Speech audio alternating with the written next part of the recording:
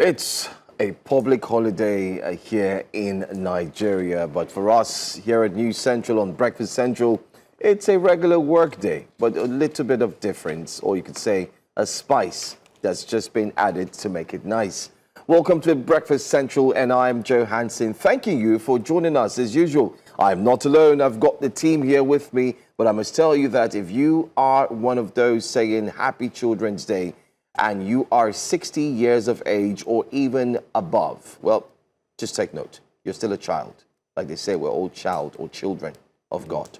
Binga, the child of God, good morning. Good morning, my brother, my fellow child of God. Yes, happy Children's Day to you. But it's not a very happy Children's Day because as we speak, there are children in captivity within the Oyo National Park and environs. That's if they've not moved them, and we haven't had any update about the progress towards their rescue. Yesterday, Mr. President did speak, and by the way, to our Muslim brothers and sisters, who wish you happy Eid al-Adha, and Mr. President did say that we need to pray really hard so that the terrorists will have a change of heart, and they can abandon their trade of extreme violence. And that brought to mind a quote by Vladimir Putin. It said, it's God's job to forgive. It's my own duty to send the terrorist to him. And I wish we were operating on that level of frequency. Anyway, it's Breakfast Central. Welcome to the show. I am Benga Aborowa. Well, and I hand you over to the delectable lady in red. It's not Valentine's Day, it's Children's Day. Indeed, and I'm wearing red today on Children's Day in honor of the lives that have been lost, the children who have unfortunately had to lose their lives, the ones whose uncertainty or certainty we're not sure of. 12 years ago, it was Chibok, and from Chibok 12 years ago, we've had a repeat performance, same script, different states, over and over and over again. And today on Children's Day, some children will wake up not able to be a part of a parade, not able to be part of their school celebration, not able to do a march past because they're in the bush. And we're not even sure of when, how they'll come out. Negotiations are happening at the moment. The details that we're not even privy to. So happy Children's Day to the at least 89 girls who were kidnapped, who are still in captivity, whose whereabouts we're not sure of since Chibok, the hundreds of others between then and now, and the ones who we are still talking about them being in the forest. It's a sad time really for Nigerians. It doesn't feel like Happy Children's Day, but I do look forward to the time where we can actually say Happy Children's Day and mean it, because there really will be something to celebrate about our children. In 2014, when it was the Chibok girls that were kidnapped, out-of-school children were 10.5 million. 12 years later, that number has almost tripled. 28 million out-of-school children as at January of 2026. So again, is it really a Happy Children's Day? Good morning and welcome to Breakfast Central. I am Olive Emodi and you're welcome to the show. And it's not a happy day. Yeah, I mean, it's quite sad, reflecting on a day that I was mentioning it this morning, that I used to recall whenever it was Children's Day, back in the days while we were younger, you'd find children on the streets, they're walking around, you find parents taking them to then popular Mr. Biggs, Meat Pie Donuts, then they go to Nikon Stadium, Eagle Square, they had programs where they were actually match pass. Not just that, there was this thing around children being celebrated, and they were well celebrated, not just being celebrated as let's just celebrate the children, but it was intentionally done. It trickled down from the popular TV station, then the one and only National Television Authority, NTA, would dedicate hours of time combing from different states to Kaduna, Sokoto. I remember one of the live broadcasts where they had gone to the northern states, and they showed how the children in the north, they were happy, they were licking their ice creams and so on and so forth. But if you fast forward to now, this morning as we speak, does it still have the same feel? I'm not even talking about the celebration itself, but the fact that children are not eulogized or celebrated like they were or supposed to. I mean, this morning, as I speak to you, someone is trying to see how much he can gather to buy gas. Because gas is now 2,000 naira for for how many kg? So you calculate how much you have to buy to fill a cylinder. 1 kg, $2,000.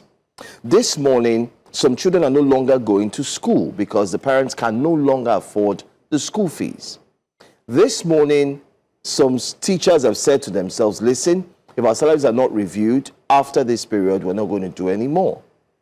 There's a lot that has gone wrong with our environment, our society, and sadly, the children are the beneficiaries, unfortunately, of the ill of the society. Not even talking about the children who will wake up orphans as a result of their parents. That's another one. Insecurity has made a lot of children, and also the number of motherless orphans, out-of-school kids. IDP, out of school, 10.5 in 2014, 28 million by 2026. The numbers keep rising.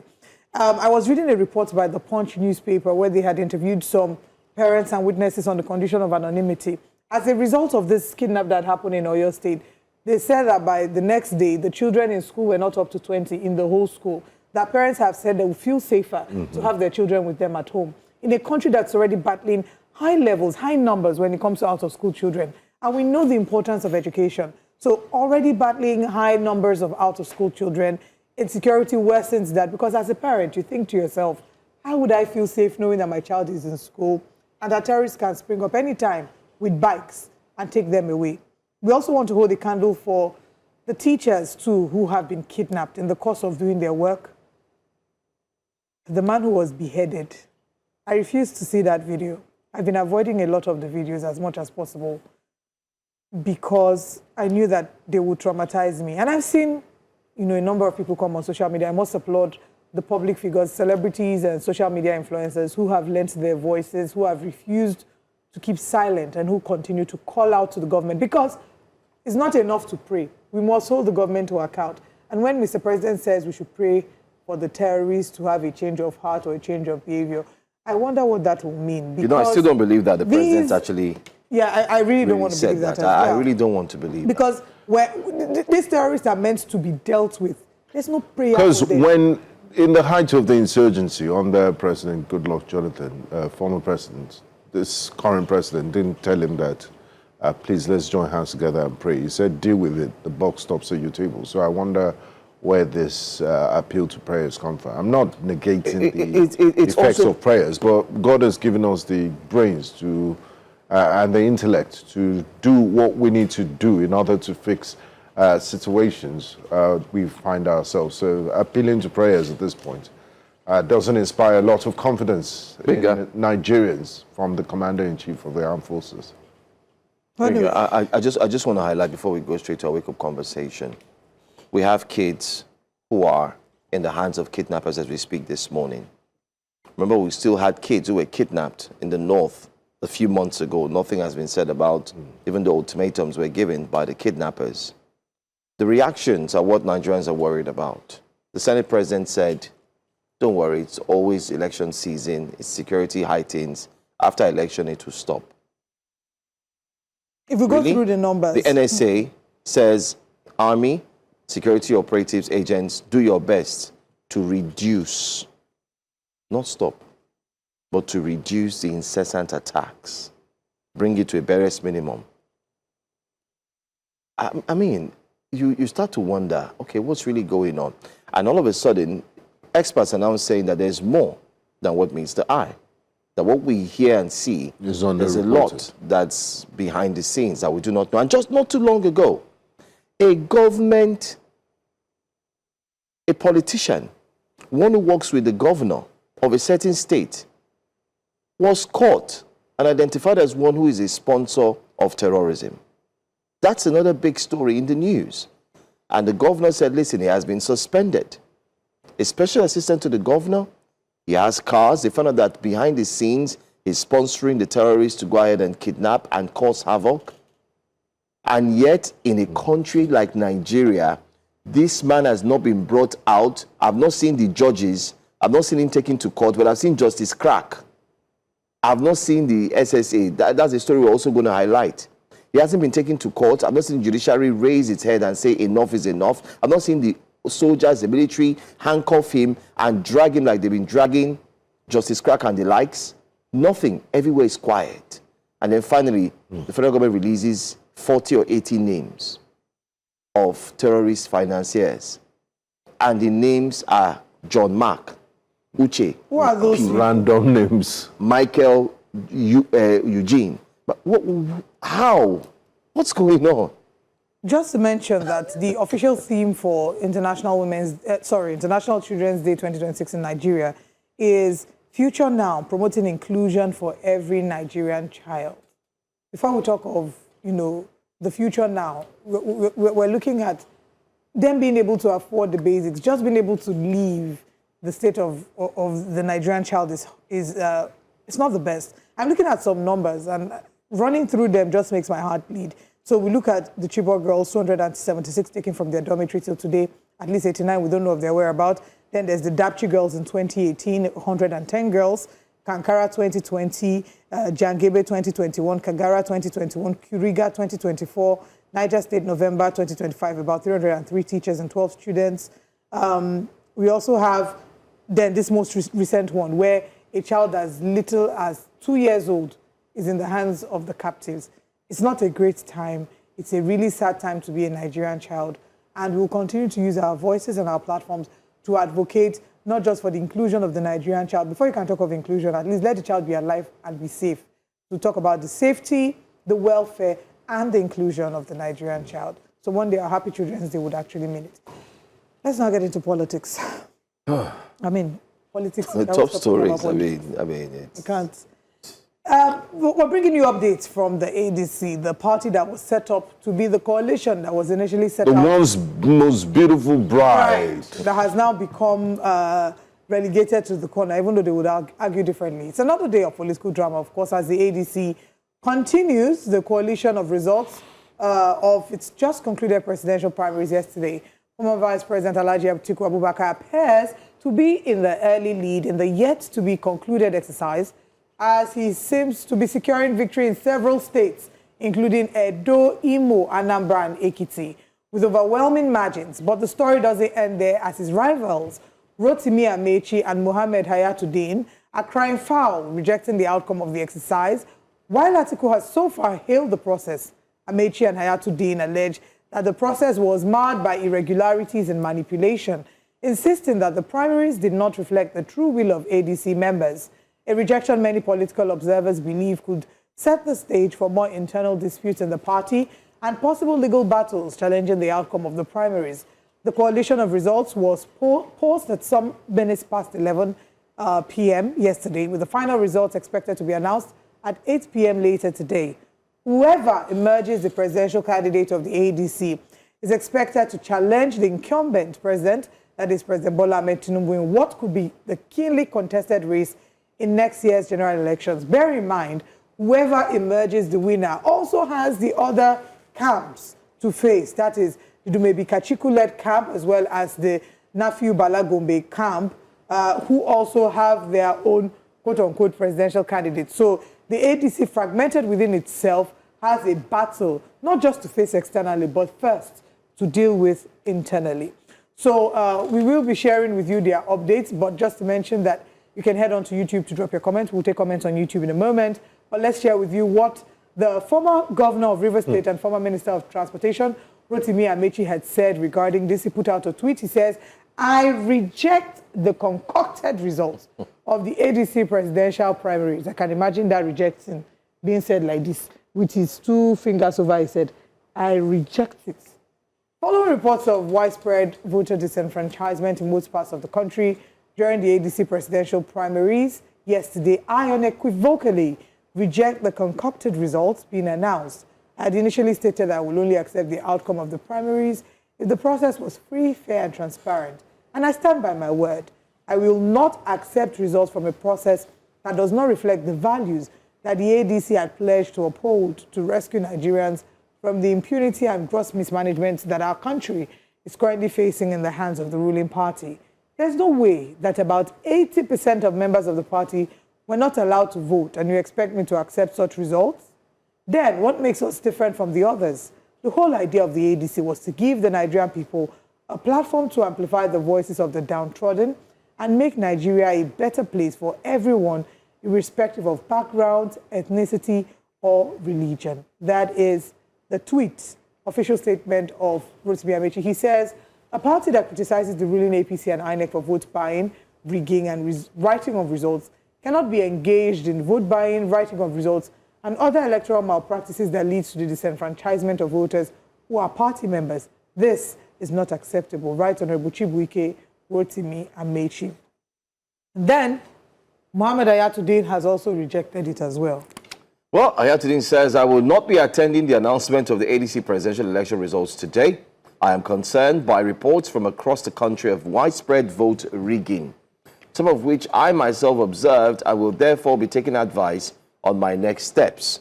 Well, to all those... The cookie crumbles. It has finally crumbled. To all those... One point for me here is, to all those who were criticizing Mr. Peter Gregory, where are they now? He saw the future and he decided to port. So I Yeah, but there are two sides to that argument. That's one. Some might argue that, you know, he's not putting himself in a contest, that, you know, he's going to a place where it would be... And I think it's better everybody should just... There are many political parties. Let them adopt you as sole candidate, then test your popularity at the main polls. Because this is a mockery of democracy and a charade that we've been seeing. Who thought the APC, the ADC? No, it's not who thought who what. It's a Nigerian problem. We need to... Because the people that have been counting like this are Nigerians. It's a Nigerian problem. The guy who was seen counting at the ADC primaries has put out a video. I wish we had that video, though. And in that video, he said that the video was doctored, that he didn't count 1, 2, 3, 1,000. But let's even leave that. My point to you is, who would have won Vice President Atiku Abubakar in the ADC? Who? No one. Let's be honest. He seems to be very good in winning primaries. How does he do it? Hardly can you win the Vice President. If he's winning the primaries, why is he not winning the secondaries? And that's the most important one. I don't know where. Maybe that's why Mazi I don't know where Oregu described him as contestant general. Well, let's take a look at this counting video. There are a number of videos let's see them. Let's just see the that have counting emerged videos. about this counting. It turns out that Nigerians need to go back to some of these people need to go back to primary school to learn how to count. 1,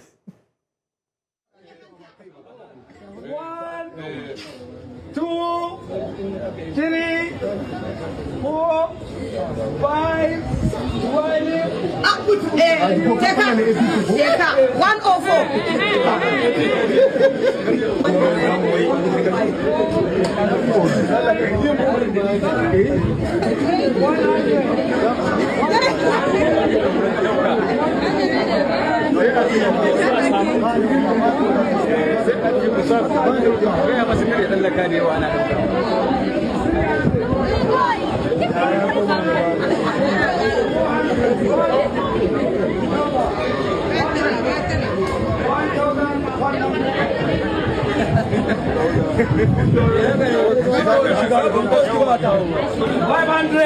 506, 508, 500.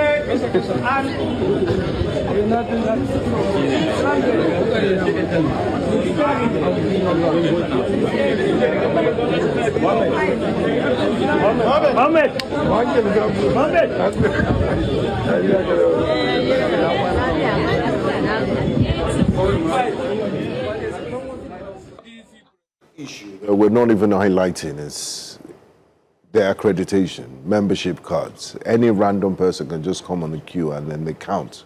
So how are we even sure that these are members of the ADC? It's just, you know, let's stop wasting our time with this exercise in futility in trying to say that, you know, the primary process is democratic. As far as I'm concerned, it's just child's play and a waste of time. And the old delegate system that they used to use, it was susceptible to corruption and brown envelopes. Yeah, the delegates were very fat. All the hotels in Abuja that weekend will be fully booked, and you see scarcity of the greenback, the US dollar.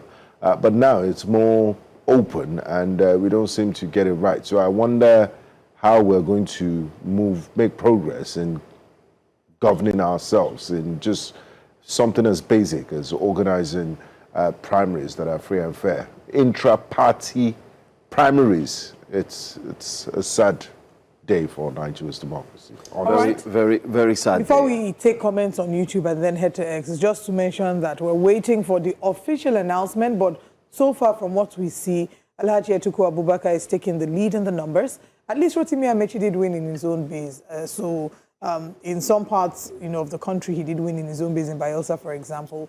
But we'll come back to take the comments. But to mention, before we do that, that regardless of what it is, when the party is torn within itself, the APC is the one that's going to gain eventually. Let's head on to YouTube and see what comments are saying. Good morning to our virtual audience. Special good morning to our YouTube audience. In fact, where's our bell? Joe? I've been asking for the Producers, bell. please bring our bell. I hope Thanks, somebody is Amaechi. not trying to sabotage. I think they're trying to also Antebellum. sabotage our antebellum. I wanted to give our virtual audience a special bell ring this morning. By the way, Aisha Yusufu said she was said to have lost the NDC senatorial primary in the FCT. Right. She didn't pick the ticket. She was looking to pick the ticket, but unfortunately this morning it said that she also lost in the NDC senatorial After leaving ticket. Labour Party for ADC Another and question- ADC to She was- NDC. Another question we should ask is in terms of activists being part of our activists being like what they call them, politicians, because we saw that as well with Peter Aka, who's officially declared. I remember some days ago when Peter's video was playing in the background, someone in my house was like, but he went to go and run for office. He's declaring intention to run for office. I said, so is there a law that says activists cannot run for office? Yeah, is it not better for activists to run for office than touts and, people that have no background, no professional background, no second address? I think we should encourage more people to participate. It's an open field, so the fact that you're an activist shouldn't stop you from Absolutely. throwing your hat in the ring. Okay, we'll take comments from YouTube, but first to YouTube audience, this is especially for you. Yes, and to Mokwe Chukwuemeka and to all the Arsenal fans in the world, not in Nigeria and Africa, most especially. Olive, how do you say? I think it's time for them to wrap it up. Wrap Arsenal fans. Arsenal Yeah, fans, just they should wrap they should not up wrap these it up. celebrations. It's okay. And They will PSG, continue. imagine if they now win on Sunday, bro. It's good. No, we will not be on this show. Did you see Surulere? Open vehicle, they were doing parade, London forever. Meanwhile, you don't have Lights, you don't Lights. have roads, you don't have water. London forever. Not London forever. You know the thing is, Oh Nigerians my look for God. whatever we give We them. they overdo. No, but they will look for something to give them joy. The country is already stressing them as is. You say they Come should not together, celebrate face Arsenal. your Come together politicians, and dance, face your dance, politicians. dance. See, I'm not Both trying to be a bad belly Both person things here. can happen at the same time. I'm not an Arsenal fan. The but I am passion very for happy that them. Arsenal is too much. You are just Do you jealous. see Thanksgiving in church? In my church, they did Thanksgiving self. Yes, let them do it. Let them celebrate. Arsenal is not the cause of your problem. The same way Nigerian pastors are not the cause of your problem. Face your I love politicians. what. Did you see Uganda's president, Yoweri Museveni? He said, "What Arsenal?" They said I should come and celebrate Arsenal. He said, "We have development issues. We have this. Let us face that, not Arsenal." All and they're right. Nigerian clubs. I support. Okay. I support. I support Sporting Lagos. Eyimba, I support Sporting Enugu Lagos. Rangers. I go Enugu to the Rangers stadium. have won the league again. One house. If Chelsea won, would you be saying this? One house. See, so You celebrate and come move on. Make that One come house. Come on, Chelsea. All right. Anyway, Let's get to YouTube. let's go back to Thanks and God bless. Before you Wrap On it up. YouTube, Wrap it up. They are not wrapping up anything. Good morning to our YouTube audience. Regarding the children who have been in captivity and the public figures who have started to speak about it, Mokunye Chukwuemeka says, Oliver, I don't believe these celebrities. Why did they all rush out at almost the same time to start condemning the insecurity in the country? I am reading between the lines. And Prince Ajibade also told that same line. He says, something ain't right with the rollout of these celebrities. I can't tell you that they're being asked to do it, to look as if they are being patriotic. It's a camouflage. Now, about the ADC, Prince Ajibade says, Peter Obi saw the future. ADC was set up for Atiku, the president that will never be. It's a shame at this point. Atiku keeps doing what he's been doing since 2003. It's a shame. Nigerian politicians are greedy. They swear for them. With the way things are going, INEC should just hand over the certificate of return to Tinubu and save us of the billions of naira. 2027 is going to be the battle of the riggers. The most annoying thing is that these people will go to church after rigging elections to thank God. Olorun ku suru. Still about this, Mr. Johnson says, Peter Obi is scared of primaries. Don't they reject results for primaries? He says, Joe, I told you the other time that Obi is also playing politics the peaceful way he knows how to play, and it's his strategy. And Michael Zu says, Why are journalists pretending not to know that APC and ADC are just cooking figures with INEC pretending to be observing the infantile counting of figures by educated persons?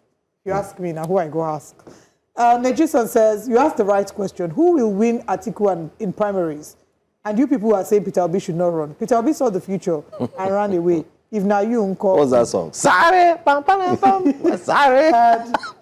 In response to Benga, he says we cannot wrap it up. It will continue till next season. Well, this. Just Wrap it up. Let it just come home first. Oh, that's Saturday, eh? My God. I really pity you. That I went ready, in celebration of Arsenal ahead of time.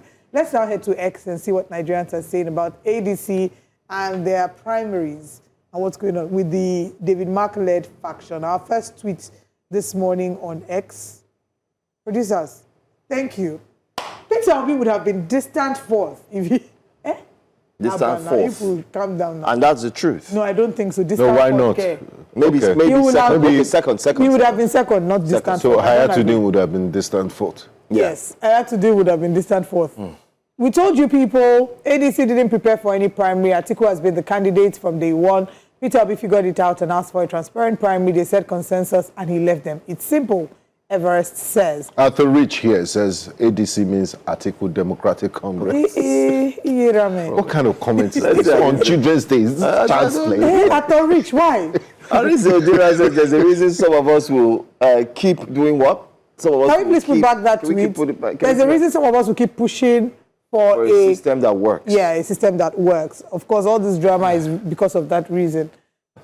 Queen Bay says, we warned Amaechi before the sham so-called ADC primaries began, never to participate, and now he has seen it. Smart people never let calamity before them before they learn. They see the handwriting and react before it happens. That's giving Peter Obi, who That's saw what the handwriting Queen and Bay reacted. says. Oh, yeah, now, I think say PO no get sense. That means Pio is also a master strategist. And I will learn the hard way. I will learn the hard way. No, they don't call. They call him nomadic politician. Politician, yeah, Whereas the nomadic So the handwriting on the wall. aspect of that political move was also So practiced. from by the results of almost everyone. the ADC primaries, would you say that Ibadan summit and the resolution they came up with to support the winning candidate still holds water? Joe and Olive, with the results we've seen now and the Ibadan summit that happened, would you say the resolution still holds Yamala water? summit, you mean? That, the resolution was that they will come together and support any candidate that emerges. Will it still hold? No, Even the man that convened the summit is no longer in the party. One of our callers used to say Nigerian politicians are so lucky that they're surprised that we believe. that they're surprised that Nigerians believe them. They'll It say, happens all the time. hey, this thing we did, see, they are talking about us, so they believe us. So that's what the caller says. But anyway, let's move on to our next story very quickly on Wake Up Conversations. It's a trending story, and it's one that's caught the eye of many. If you've been online overnight, you've probably seen the disturbing viral video online. It had to do with a story about secondary school students clashing violently with their teachers. Now, the viral video showed a violent clash between secondary school teachers and their students, sparking outrage among Nigerians wondering what is happening in our schools today. Many have blamed poor discipline and lack of respect for authority as a reason for the incident, while others point fingers at the educational system, saying teachers are underpaid, overstressed, and students are left unchecked.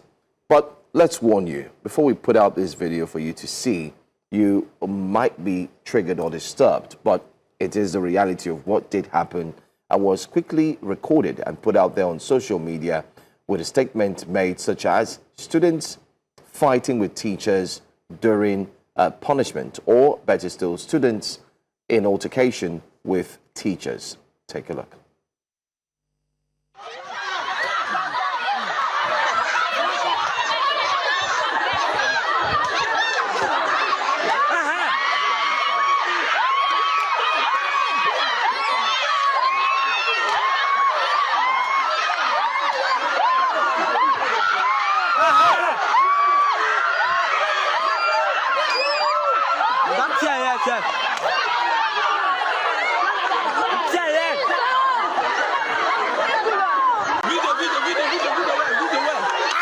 Video.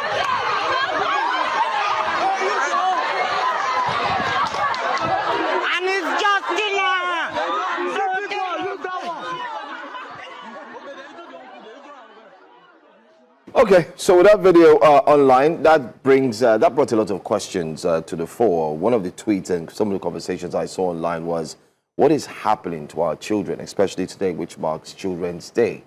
And why are children being allowed to see a lot of negative things in the society?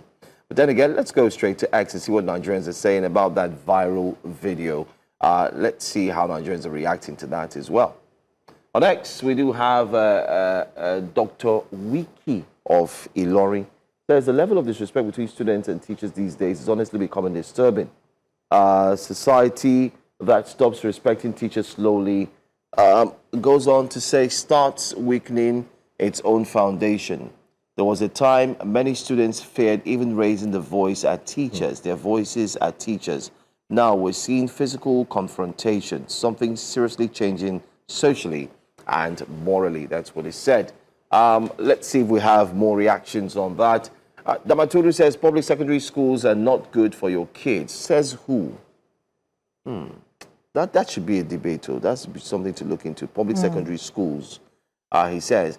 Well, these boys are secondary school students. Difficult to believe because these days you no fit try this, Omni says. Let's see another tweet very quickly. Nothing is impossible in Nigeria. Well, let's just mention that confirmation as to where that video is from cannot be certified. But then again, Enyi says the constant clash between students and teachers reflects a gradual collapse of discipline in schools. Some parents now resist every correction, believing only them can discipline their children. Schools need parent-teacher discipline committees with clear rules. The question is, who's going to head that committee? That's a question. Well, that's what Nigerians are saying in reaction to that particular video that's online. It's quite sad. For me, I looked at that story from two angles. One, it's Children's Day, and what can we say today about the moral standing of the children we have today? I think... Remember that under the Nigerian Constitution, a child falls below the age of 18. So with what we see today, we have children as young as 14, 15. Recently, we saw some who were caught just not long ago. Unfortunately, I didn't get to also have that footage prepared. Some three boys, whom you can also call children, were caught who had killed someone. They had unalived someone just this week. And the reason? One of them said he wanted to get a phone for his girlfriend. And these are kids who are not up to 18. So we're starting to see a society going into a state of decay when it comes to... Yeah, and there are no positive role models. You look everywhere. It's almost like it's a society that worships money. That's the most important value. Nobody wants to... I remember growing up, if you put on TV, there's Jet Club, there's Quiz, there's Kiddie Vision, and the educative programs. But now everybody's dancing half naked, and the pursuit for money. You know, the parents, I mean, shout out to parents. They're working really hard, but people don't even have time to take care of their home front, to see the assignment, to follow up on their children's homework, because they're hustling to make ends meet. And these things have effects. I mean, the sociologists have their work cut off for them. I'm sure there are reports that have tied, you know, poor results, moral decadence in society to the economic status and conditions in the country. It's really sad. I mean, we will continue to hope that, you know, we can drive for better values while we're doing more investigation. It's a video that has gone viral, and we know that in the coming hours, more information will come up about it. But value system is something that we continue to talk about here, and how eroded it is, unfortunately. We spoke about that yesterday. And this next story will share with you just how eroded our values are. A staff of the University College Hospital Ibadan, that's the UCH, has been caught diverting diesel meant for critical units at the hospital for personal use. UCH Ibadan is currently dealing with power crisis, with parts of the hospital left in darkness. To keep critical units running, diesel was reportedly purchased for the hospital. However, the said diesel was being diverted and sold by some staff members who were recently caught in the act. A video shared online shows one of the culprits being confronted for stealing and diverting the diesel for personal use. Let's take a look at this video. Why are you laughing? Don't laugh. No, there must be an evidence now. This is oil, Abi, diesel. Yàrá mọ́tò wo lẹ fi gbé ilé èwo tún lélẹ̀ tó wà bẹ́ẹ̀. Intervene distress ni. Kí ló ṣẹlẹ̀ ní Nàìjíríà táwa yìí? Kí ló dé ṣe ojú ló ń pọn yín náà ní báyìí? Kí ló dé? Ṣojú yín náà ló ń pọn yín báyìí náà.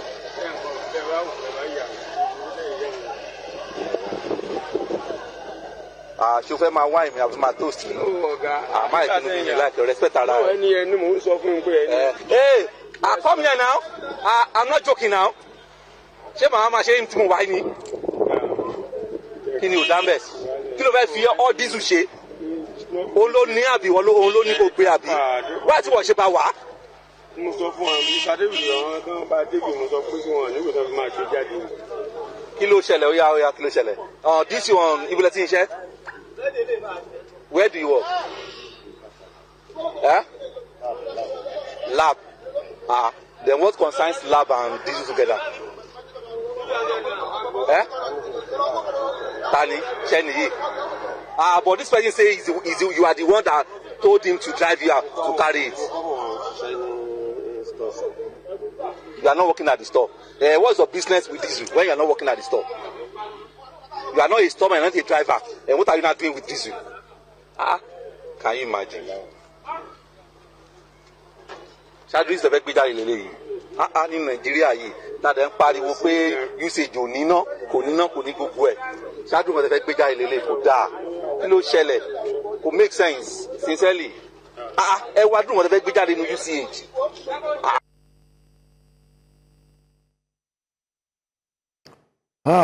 Sad situation. And then again, this brings to the fore my very strong statement. Nigerians are the problem of Nigeria. Nigeria's problem. Please tell me, how does this affect, how do you say this is the presidency, like you always blame, you shout, blame your governor, your local government chairman, and so on.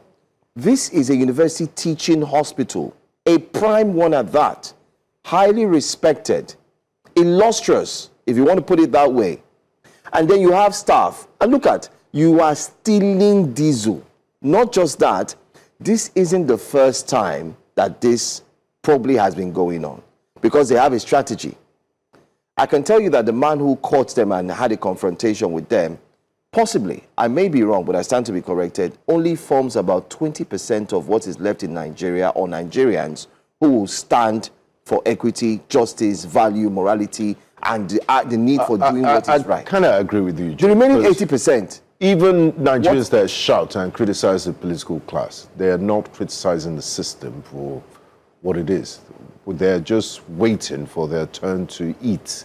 Divide the national have the cake. opportunity. And then they'll do the same. Oh my goodness. I mean, that's why it's garbage in, garbage out, until we have a critical mass of people that genuinely want what is good and would act proper, even when no one is watching. They will continue to be in this situation. And the irony is we claim to be very religious, and all the religious texts, the major religious texts, they condemn killing, they condemn theft, they condemn all those vices, but we still do it. So it's just very hypocritical. The minister just to mention that this is the same UCH. We've talked about UCH on this show several times. This same UCH that we've talked about has been a premier hospital in Nigeria that once conducted open heart surgery. That was established as far back as 1957. Was a hospital that people used to fly in to come and get treatment from the UCH. Has now broken down to the extent that here on this show we talked about the over 100 days blackout that UCH had in November 3rd, from November 3rd, 2024 to February 12th, 2025. They were in 102 days of total darkness. This year again, I mean, that time we're hearing stories of or allegations of them using patients bringing their solar, even though UCH disproved this. They had strike this year, March 2nd to 6th, 2026, again because of electricity issues, asking for improved, better living conditions. Yet, this is what we see. Again, just to say two sides of the story as we wrap up in less than 1 minute. There is systemic poverty. It's terrible. People are trying to make ends meet in whatever way, and that does not excuse theft in any way, shape, or form. But to mention that the level of poverty is really bad. But then also is the level of our moral bankruptcy. Just like my colleagues have said, the people who criticize the government, you check in their businesses, in their private dealings, they do worse. And if given the opportunity to govern, they will actually do worse. And I hope that this serves as a reminder, just like Michael Jackson says, I'm talking to the man in the mirror. The change that you're looking for, start with the man in the mirror. Start with your immediate family, and then you come to the government. Let's now share with you what the headlines are, top stories this morning are on Breakfast Central. This morning on Breakfast Central, we'll be looking at the Oyo government under pressure as bandits allegedly demand ransom for kidnapped school children and teachers. Omoyele Sowore emerges AAC presidential candidate, resigns as chairman. I guess congratulations are in order. Reactions trail ADC presidential primaries as there are multiple winners, it seems. Sandy Ono, very interesting, emerges PDP presidential candidate. Congratulations. Which of the PDP? To PDP for fielding a candidate eventually. Which faction? Which faction? The Wike-backed faction. We'll be right back in a moment.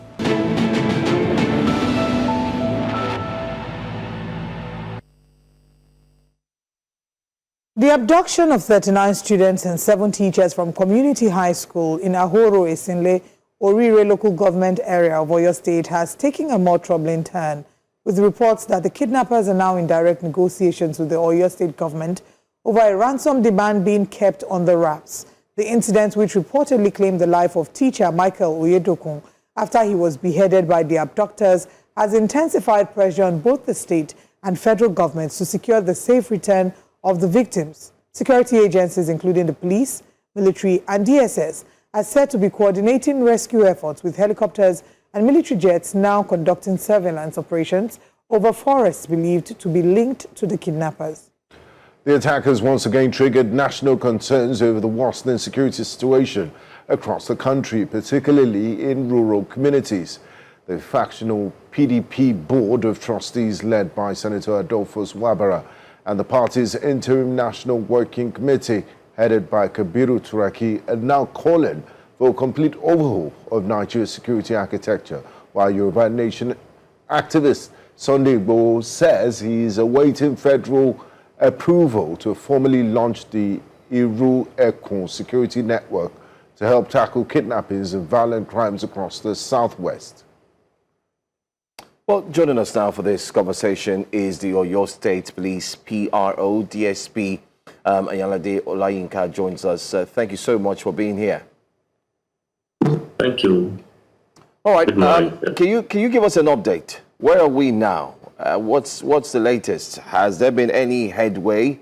We do hear that the terrorists, as it were, because many are referring to them as terrorists, clearly have communicated with the state government. Can you give us an update on what's really happening first? Oh, thank you for that.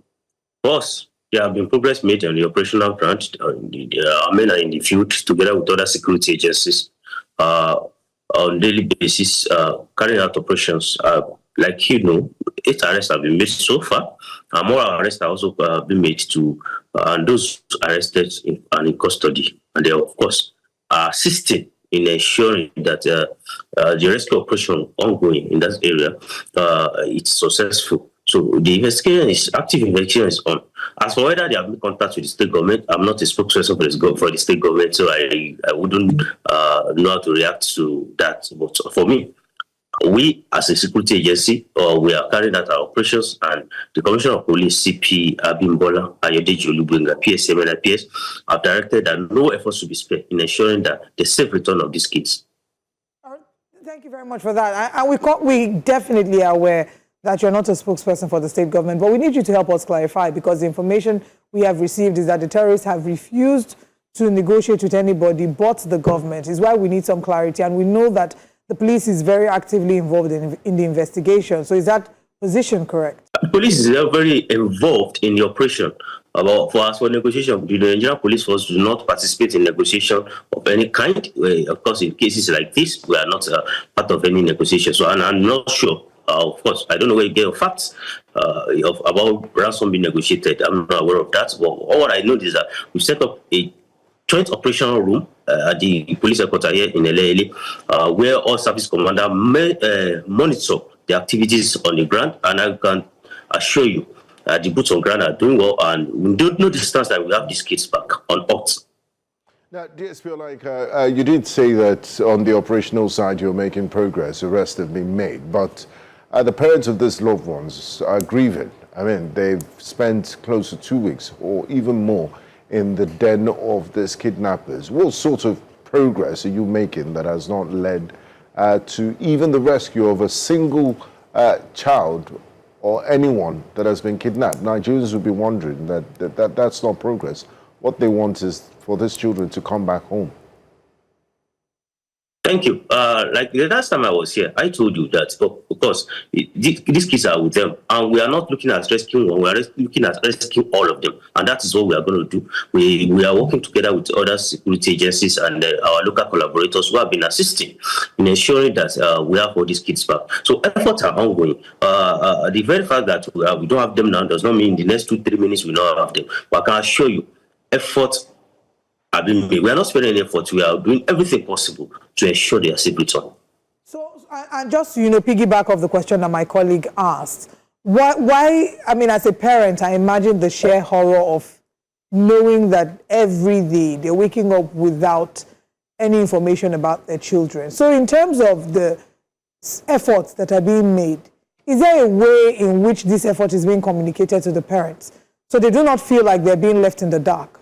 Are there regular town halls, press conferences, or meetings had with these parents? If we reach out to any of these parents, will we hear that they are getting daily updates about what the police is doing to help them bring back their children? Oh, thank you for that. Yeah, of course, we are communicating with the parents. We are reaching out to even the teachers, the family of the teachers that were adopted. However, we will not communicate anything that we alarm. We will not communicate anything that will jeopardize their safety and where they are currently. So everything we are communicating, we are ensuring that we give them what they need, not what will not help them or assist them or jeopardize the activities men are carrying on in the right there in the bush. Okay, DSP Oloyinka, recently, members of the press were able to speak to families of the late mathematics teacher, Mr. Michael Oyedepo. I just want us to watch this, and then we'll try to look into our next question, and hopefully you'd give us answers as well.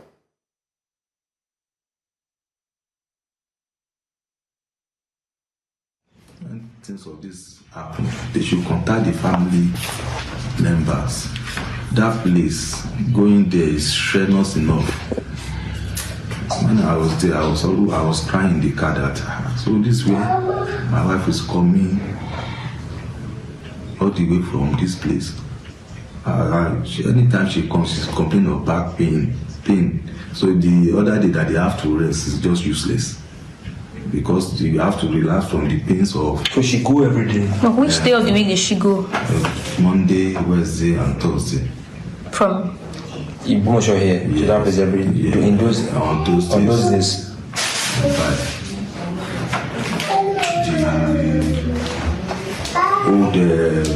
But the quarters they have for them, maybe more that has been old without security. So we want to beg the government to please think of making others. I know that 5 teachers were involved, except the one that something bad happened to. So they should reach out to them, see how they are feeling, not that they are just left on their own to just manage the situation. Even some that are men now, maybe they are the breadwinner of their family, they don't care what happens to them, which is not good. It's not good on the part of the government. Maybe they concentrate on those that are this family of the children, but I'm not sure, sir, because at least we are on social media, we are watching news, we don't see anything like that. Okay, DSP, we're told that's the brother of the late mathematics teacher, as rightly said, and he's alleging clearly that the government has reached out to maybe some parents of the children, but when it comes to the teachers, they haven't heard from them. Can you confirm to us this morning that the teachers, their family members, the teachers who have been kidnapped, their family members have been reached out to?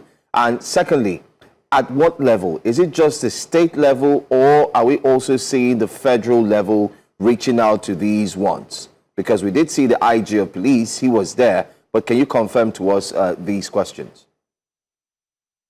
Like you rightly said, the Inspector General of Police was there. The following day, the incident happened. On the same day the incident happened, the Commissioner of Police was there together with the leader of other sister security agencies, federal agencies. The Commissioner for Education in Oyo State was there. The representatives of the government have been on ground.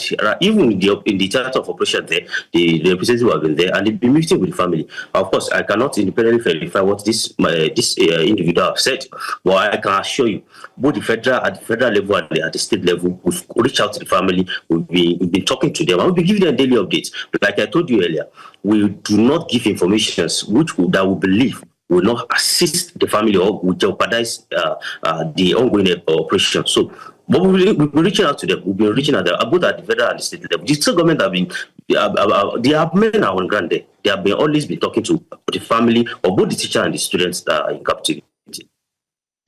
Okay, just to mention, to get some clarity, you said when you were responding to the first question, giving us updates, that some arrests have been made. Would you want to maybe expand further on that? Yes, we have it suspects in custody and more arrests have been made. Of course, we are working on the information they are providing to ensure that these kids are rescued on us. For us, it's an ongoing investigation, so I don't want to preempt anything. It's an ongoing investigation. It's an active operation. We've been doing everything possible together with our collaborators at the sister security agencies, the Army, DSS, Amaechi, local vigilante, and everyone. All hands are on deck to ensure that these kids are rescued. Those who perpetrated that they are arrested and prosecuted. Okay, and now I think the next layer of concern the Nigerians have is that oftentimes we find that these attacks happen and we're being proactive. We've had Chibok, Kankara, Kuriga. We're being reactive rather. We have Chibok, we've had Kankara, we've had Kuriga, we've had Dapchi. These incidents, are they not showing that maybe we're still lacking a functional school protection system? And are there efforts for us to ensure that we're being proactive to prevent these things from happening, as opposed to then looking for how to fix it when it's happened? Prior to this time, the Nigerian Police Force had launched a safe school protection initiative, and that has been very active.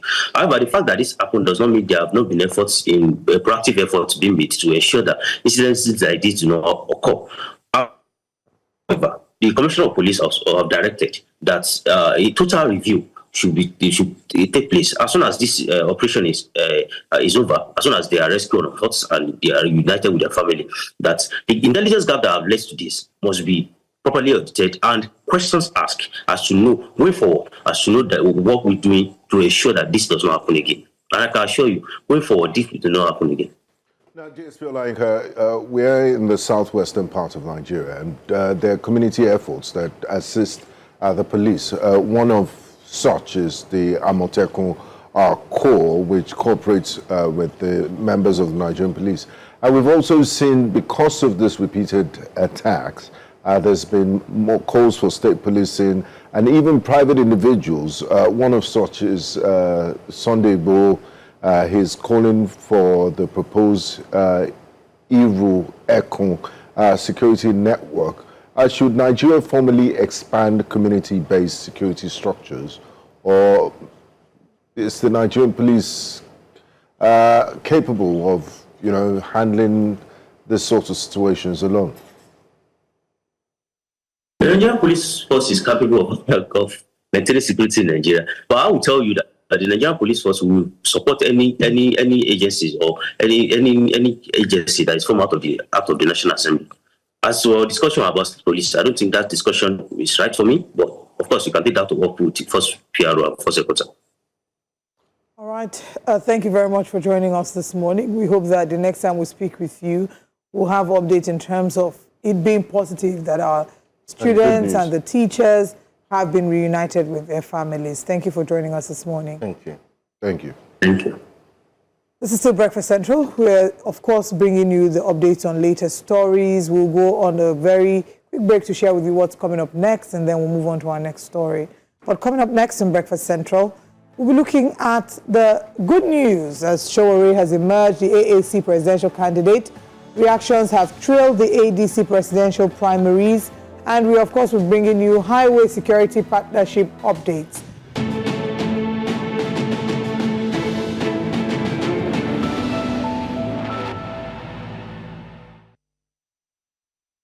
Welcome back to Breakfast Central. Human rights activist and convener of Revolution Now movement, Omoyele Sowore, has once again thrown his hat into the presidential ring ahead of the 2027 elections. He has emerged as the AAC's presidential candidate after unanimous endorsement at the party's primaries yesterday in Abuja. While accepting his nomination, Sowore said the AAC was founded to build a new Nigeria free from corruption, insecurity, and bad governance. He vowed to confront corruption, bad governance, and economic hardship head on. He also dismissed claims of APC's massive membership claims and the outcome of the ruling party's primaries. Also, in a surprising twist of events, Sowore also stepped down as the national chairman of the AAC, paving the way for Samuel Ajegbe to take over party leadership, a move many political observers say signals a clear separation between party administration and campaign machinery. Joining us for this discussion is the convener of Revolution Now and the AAC presidential consensus candidate for the 2027 general elections, Omoyele Sowore. Good morning. Thank you very much for joining us. And I'll start by saying congratulations are in order. Yes, thank you. All right. Why have you chosen to run again? I mean, you've said it before, yes, but what do you think makes 2027 elections different from the previous times that you have chosen, the previous times that you ran for presidency? Well, until the problems are solved, until the nation is taken out of the doldrums, until Nigeria finds its footing among the Committee of Nations, until the Nigerian people have a fresh lease of life, I don't think anybody should even have a conversation about giving up. And I have consistently said that I am very equipped. I understand this country, having been part of every transition politically since the days of the military party-to-party transition, that we must find someone to carry out the kind of revolutionary task of fixing this country without delay. So it doesn't matter if we couldn't get it done in 2019 or 2023.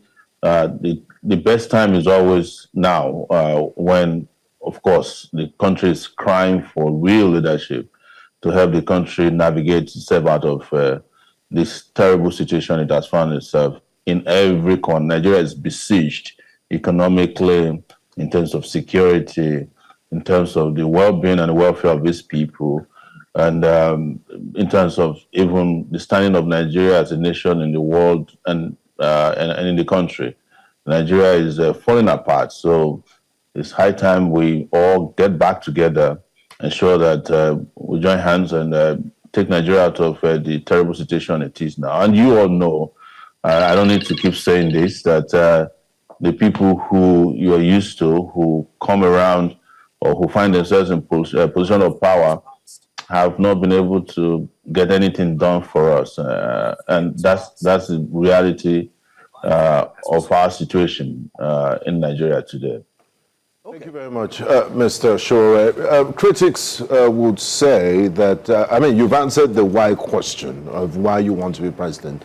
Now let's go to the how. How do you intend to become president? You've thrown your hat in the ring a few times and you've been unsuccessful. And you've also been very critical of fellow opposition politicians. I can't hear the last part of the question, but I heard you say why. No, yes, the how part. Okay. How do you plan? How? Yes, how do you plan to be president when you've been very critical of your fellow opposition politicians? Are you going to go into any sort of alliance? And because democracy is a game of numbers, how do you plan to? What's your strategy? Well, the alliance you all love to talk about are things that I have dissected on several shows, and I have been right, but I don't think you guys like to give me credit for being right all the time. That all these alliances are fake. the combinations or the coalitions that came about since 2023 are the fakest you can find anywhere in the world. And now they are all falling apart.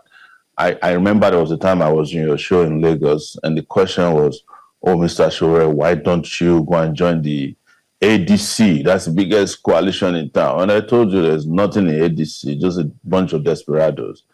And a few weeks later, ADC fell apart, and the person for whom you asked that question ran away from ADC. As we speak now, the ADC had their own party primaries, I think 3 days ago. They are already fighting. It wasn't a coalition. It's a bunch of desperate persons who just want to lay their hands on power and also the national treasury. And I've told you who they are. You and I know who these people are. They're the same old politicians that put the country where it shouldn't have been in the first place. But as to who are the alliances that I'm looking for, they are the Nigerian people, the oppressed, those people who are desperate to find their footing in society, the unemployed, the students, mothers and fathers, retired officers, workers, and the people who are in the informal sector. That's the alliance that we have always spoken for and stood with. We're not interested in the alliances that you all tell us about for the sake of alliances or coalitions that don't exist. The coalition we need is clearly defined. It's oppressed in our society, those who's cheated, those who's been disenfranchised. And we believe that they are in hundreds and millions in numbers. And if we raise their consciousness as we have been doing since we started our political journey in 2018, there's nobody who can defeat that kind of alliance. Okay. That coalition is not a formal coalition. It's a coalition that is beyond what political parties can even manage or handle. Political parties are just a vehicle to get to these people, and you can see them all around us. They're the one we stand up for whenever they are oppressed, wherever they might be. So the alliance we have is clear, and the alliance is also clear. But we're not interested, and I've said it several times, I'm not interested in fake alliances and coalitions, as you like to define them. But I don't have anything against you propping them up, but I have something against being forced to accept things that I know to be fake and false. Okay. Just recently, I'm sure you're aware, you saw the APC primaries. They say they're boasting of over 10 to 12 million members. We also see an increase in that of the ADC, even though there will be an announcement later today at 8 p.m. on who has won the presidential primaries. What are the numbers that the AAC can boast of in terms of its members? And how sure are you that you would win this election? Looking at the fact that many have said the AAC is not a stronghold. It doesn't have a lot of representatives in either of the assemblies or better still in state government and also local government areas. Well, the first thing I want to address is something I've spoken about with regards to the numbers that political parties, particularly the APC, puts up. And I will reveal it again today for Nigerians to hear. In 2022, political parties were asked to submit their party register to INEC. When we got to INEC, we submitted our party register. The INEC people pulled us aside and said, your party register is the best, because we've always had a digital register. People register mostly online with our party. And we asked a very simple question. What happens to the other big political parties? Do they have party register? And they opened up to us that they don't. In fact, in 2022, and hear me out, it was INEC that used the Nigerian voters register by INEC to help APC create its own voter register. Are you listening? They didn't have a party register. By January this year, I also revealed on, I think, Channels TV, that their website didn't have a place to register. The Channels TV interviewer couldn't believe it, that they had the website that didn't have a place to register. Quickly after I revealed it, they went and put a form on their party page. Now, to your question as to our membership is digital.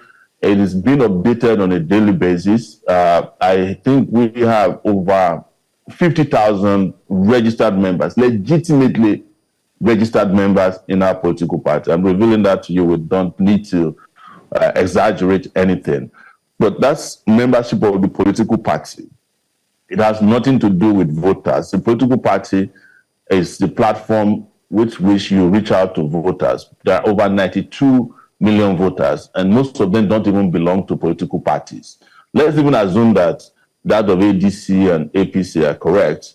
We have 93 registered voters. If APC has 10 million, that's about 15% of registered voters. That cannot take them to victory. But we are looking at voters as they are registered with INEC. And I'm sure that they have rigged the numbers. All these numbers we are hearing about are fake numbers that APC put out through their usual means of using INEC, registered voters, forcing people to register in some states. But I can guarantee you that there are not up to 10 million mad Nigerians that are willing to continue with the APC disaster. So forget about these numbers you're hearing about. You just made them up and hope that you will accept them.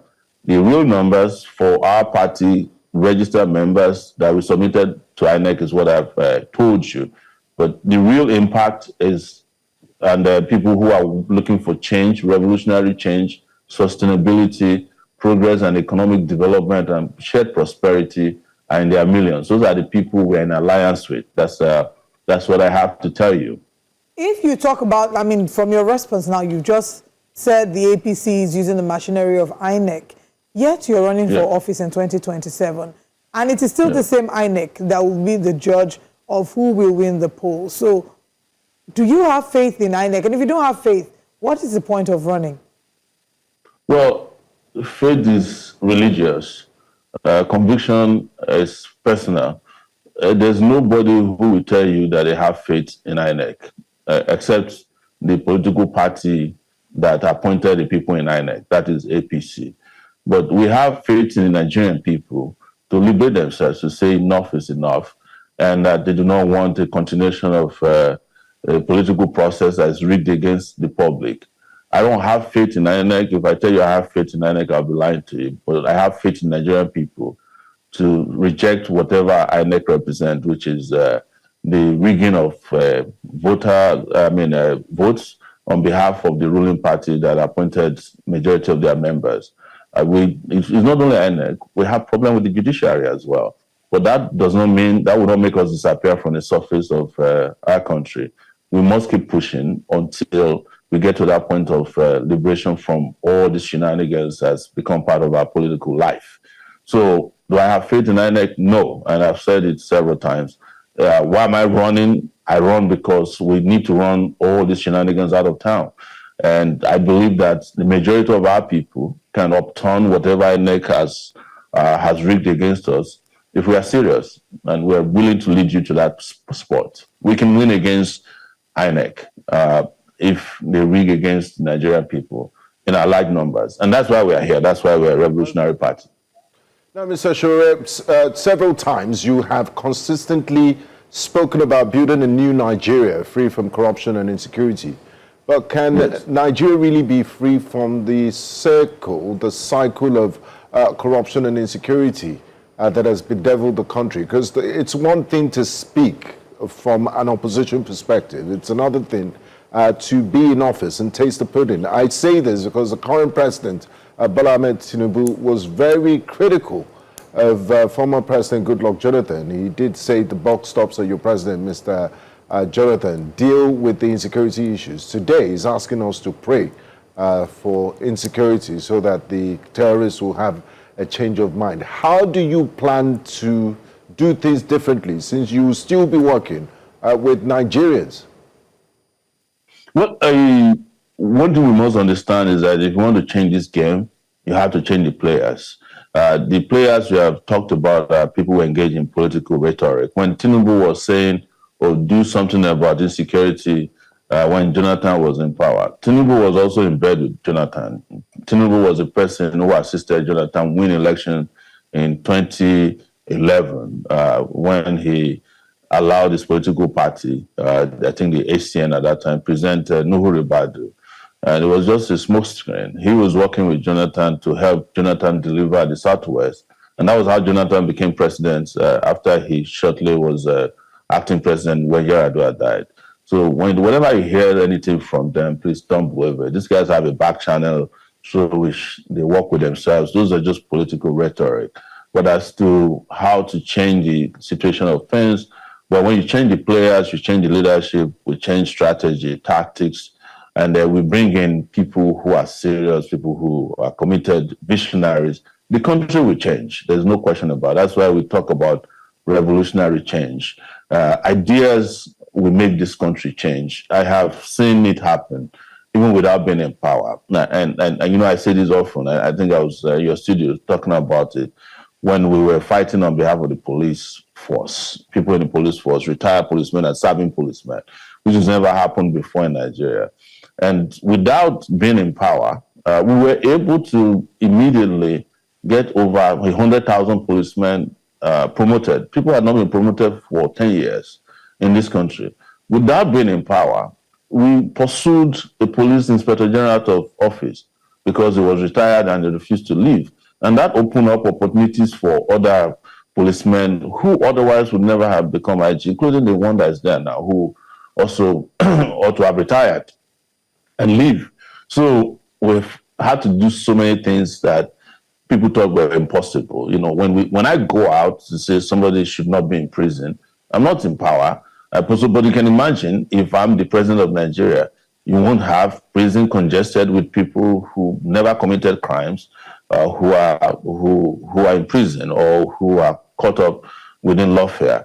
If I'm president of Nigeria with my own team players, there will be no corruption. There will be money to build schools. There will be money to build hospitals. There will be money to pay policemen to end insecurity. There will be employment because we will bring about massive infrastructural change in the country. So just trust that when you have the right people in position of power, the country will line up behind it and you'll wake up one day. Just imagine such a leadership, visionary leadership, driven by mission, driven by information, strategy, and who understand the way the modern world works, how this country would change. You know, imagine waking up with 24 hours electricity, which is what we can do. Smaller countries around us are doing it. Imagine classrooms that are working, you know, roads that are safe, your neighborhood that are safe. We can make it happen if we have the right leadership. But without the right leadership, we keep questioning whether these things can work, because you are asking people who made it not to work to make it work for you. It's not possible. You're not going to get a different result from this set of people, this set of politicians whose job, their entire career is based on making sure that Nigeria don't work. Their entire career is about selfishness, about enrichment. It's about sharing the national patrimony amongst themselves. It's about ensuring that instead of you having electricity, they import generators. Instead of you having refineries, they import gasoline. Instead of you having schools, they send your money to send their children to school abroad so that your schools will not work. Instead of having hospitals, they fly on private jets and air ambulances to go and treat headache. How do you expect those people to make your country work? The country is not going to work with those people when you have generals who are not interested in fighting wars, but are fighting to grab land in your neighborhood. You have ministers who wake up every morning, not to go and minister to any development or progress, but to go and sign contracts that they share with the contractor right there and tell the contractors, please, I didn't give you a contract for you to implement it. Just take your own and give me my own. You have a country like that, things are not going to work. But when you have a country with vibrant people, vibrant ideas, with people who have vision, people who understand what it means to make a country work, then you have a country that will work for you. And this is not rocket science, by the way, because people just make it sound like, oh, it is rocket science to construct a highway. You know, when you have given the contract of that highway to contractors in every budget cycle for 40 years consecutively, and you're asking, oh, why is there no road? Why would there be road when contractors are paid not to construct roads or are paid to damage even the existing road infrastructure? Or you put a minister in charge of education who is not educated, who doesn't care about education. That's what Buhari did, and that's probably what Tinubu is doing. But when you put a land grabber as the minister of the FCT, who's only interested in taking land and you wonder why things don't work. These are questions you should be asking Nigerians, and for those of us who have solutions that provide it, please let our solution reach the public. Now, don't keep, raining down on, on our parades to have this country make progress. Okay. Let's look at another argument laid by political experts in terms of analysts. They say that your joining the race has made it very easy for the APC to go full stretch. I mean, it's definitely going to be an easy win for them. That's what they've said. And if you take a look at the lists, you have the AAC, which of course is your honorable self. We also have the PDP, you have the SDP, you have the ADC, the NDC. Very soon, Boot Party will come forth. Very soon, Zenith will come, and the like. So, yes, so we're now having a plethora of political parties raising their heads just to ensure that they all grab one thing, which is a presidential seat. Do you agree that this will make it a lot easier for the incumbent, looking at the fact that the numbers will be split, but they are already in power, and therefore they would rather have the upper hand? No, I don't know where you get your political analysts from. But, sometimes I see some of these people you call political analysts, and I wonder whether they even understand politics, talk less of analysis. But, there are some political analysts that are also paralyzed by analysis. But that's not the issue. Our party is different from all these parties you have mentioned. The PDP is former APC, or the APC is former PDP. There are 21 political parties in the country, 21 political parties. The number of registered voters, 93 to about 94, maybe it will reach 100 million before the election, because I think they are reopening political registration. We do not have anything in common with the other parties you have mentioned. I think those other ones can share the vote from their conservative corner, while we take the progressive vote from the Nigerian people who are desirous of liberation. We do not have an agenda, policy, or manifesto that looks like that of APC or PDP, if they have at all, or NDC. NDC just emerged maybe a few months ago by a court order that they got from Kogi State. So I don't even know the NDC. I only know that it's owned by Seraki Dixon, who runs it from his living room and kitchen. So that's what it is for these other parties. Yes, they can share their votes because they belong to the same political thought, their political school of thought. But we, as you all know, and you can honestly assess us, do not have anything in common with them. So we are focused on ensuring that there's a new political process in town that will bet a new Nigeria, and that our own people, the people who think like us, who feel like us, are different and do not want more of the same failed political system. So we're looking forward to them sharing their usual votes, APC, NDC, ADC, and the other political parties that you have mentioned. We are different. We are completely different from these other political parties. You know that.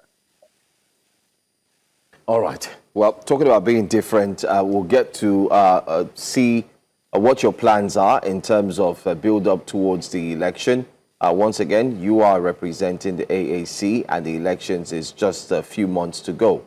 We'll wait. And hopefully you also get to share with us who you pick as your vice. But then again, these are conversations we'll have because we still have a long way to go, and the elections is very, very near. Thanks for joining us, and thanks for sharing with us the entirety, what the AAC plans to do. But before you go, I think I do have one more question.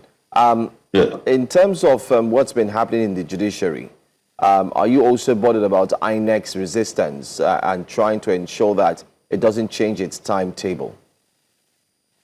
Well, I think it is up to the political parties to force INEC to change its timetable. And I think the political parties are too soft, and if you go to meetings or political parties with INEC, sometimes you wonder whether they are parties or just appendages of agencies of government. They're always praising INEC. And let me shock you, the only political party that don't speak at INEC meetings, where we go for party political meetings, is actually the APC. They don't say a word. You know, they just sit down there. Maybe they'll move a motion for adjournment because they own INEC. And that's part of where, you know, we understand from within who controls INEC. Because we go to meetings with INEC, political parties. And so, but to answer your question, the political parties are the ones who should actually force INEC to say, look, the political parties should control their own calendar, their own independence, preserve it, protect it, and ensure that INEC is not dictating to political parties what is not in the Electoral Act. And we've asked the IPAC chairman to call for a meeting with INEC. If they do allow that to happen, we will definitely oppose INEC high-handedness in terms of dictating a political calendar that stifles the ability of parties to organize themselves properly and participate in the democratic process.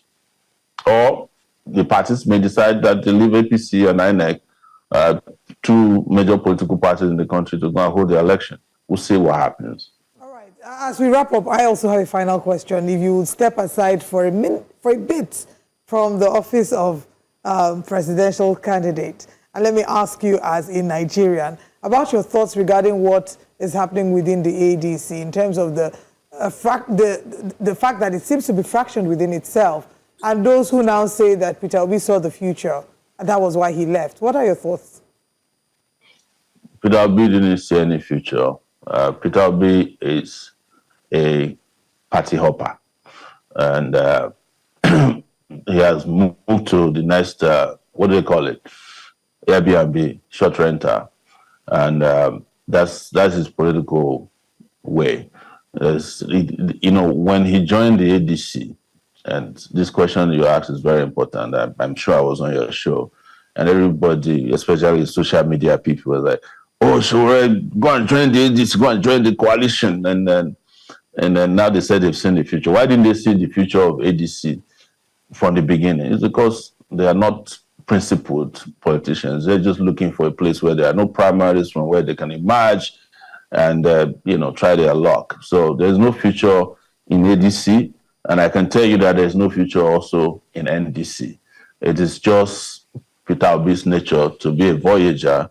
And one last thing I'll say, which sounds funny, is that he should understand that in this new NDC short renter, they don't allow squatters. So. All right. And the other part of the question is, so you say no future for the ADC. Alhaji Atiku emerging lead so far. The numbers are looking like he's leading. How do you think that will play out? Well, they are already saying amongst themselves. Amaechi is saying that the election was rigged and is going to go to court. That doesn't look good as far as the ADC is concerned.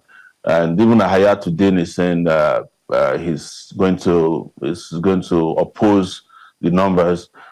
So I don't see how they are going to resolve their differences. But you know, they're politicians.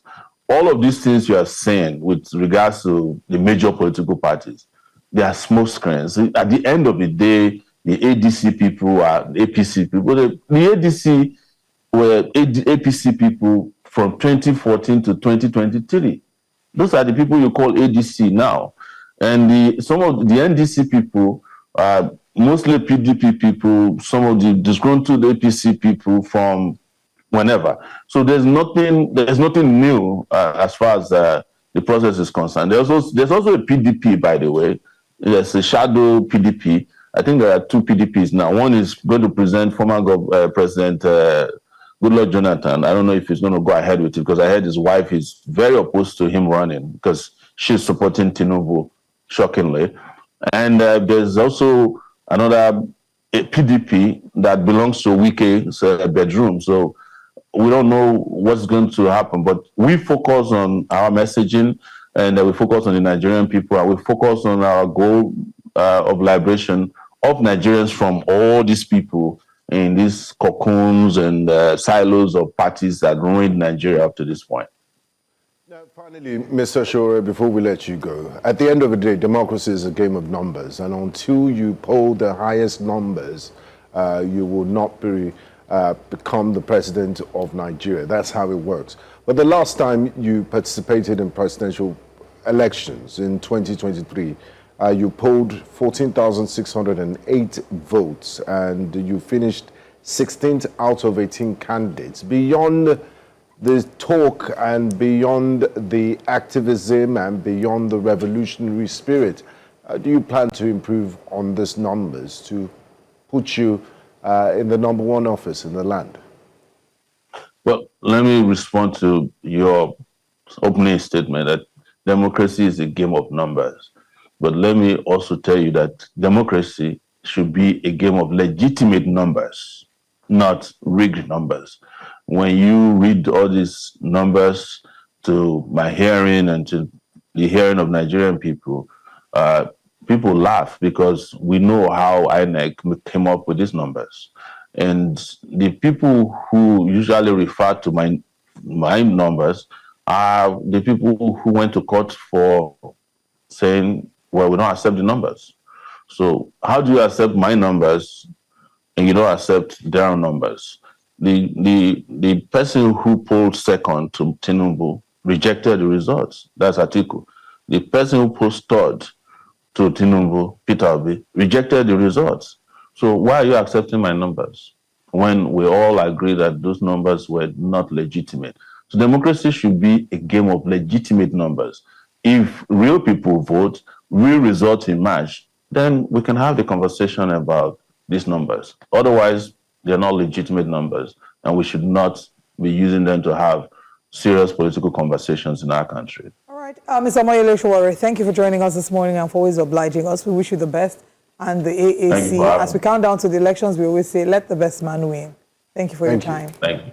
Appreciate your time. All right. We're going to break, and when we come back, we're still looking in depth into what's happening. And we have another political stalwart joining us in a moment. So please stay with us.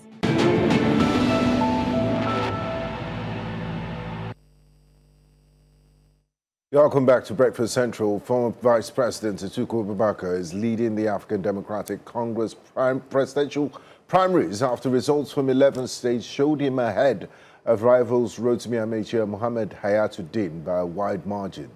The results, announced by state returning officers and supervised by Chief Ikechi Emenike, has, however, sparked controversy within the party. Amaechi rejected the outcome, describing the results as concocted and alleging a widespread voter disenfranchisement, manipulation and electoral malpractice during the nationwide direct primary. Hayatu-Deen also distanced himself from the process, boycotting the official announcement and alleging widespread vote rigging and irregularities. Reacting to the allegations, ADC National Publicity Secretary Bolaji Abdullahi said the party had not gathered enough evidence to confirm or dismiss the claims, noting that collation of results from remaining states was still ongoing. Joining us this morning is an ADC member and publisher of Ovation Magazine, Chief Dele Momodu. A warm welcome to you, Chief Momodu, and thanks for joining us on Breakfast Central. Good morning, and how are you all? Very well, thank you, and happy Eid al-Adha to you and Children's Day. Yeah, we're all children of God, one way or the other. Now, Chief. I wish you prayer. Thank you. Thank you. Sir. Now, let's start with the big story, the much anticipated and awaited ADC presidential primaries finally took place yesterday. What's your assessment of the exercise and the reactions from the contenders? Quite a number of them are not happy. Well, I think it is in the nature of elections for those who have lost out not to accept sometimes. Some are charitable enough, and for the sake of the nation and their party, they move on quietly. In this case, this election has not been concluded yet. It's still in process, and I was actually shocked and surprised that very experienced politicians, especially my friend and brother Rotimi Amaechi, would not even allow the primary to be concluded. before throwing it into the dustbin. I'm not even sure he has seen all the figures, all the numbers. I spent the whole of yesterday monitoring events from state to state. It was very peaceful. It was very, very legitimate. I didn't see anywhere where they are counting people and they are saying 1, 2, 3, 4, 5, 6, 7. They jump to 1,000, jump to 2,000, jump to 3,000, like we saw in APC. So, unless you are omnipresent, it was virtually impossible for Amaechi to have seen and received field reports from over 8,000 locations in one day. So I will plead with him again, like I did last week, because he started getting angry since last week about the election. He would not allow a consensus. And I'm sure it was majorly because of someone like him and maybe to a large extent Hayatu-Deen that we had to go through this rigorous process. I mean, what ADC did yesterday, no other party had the audacity to attempt it.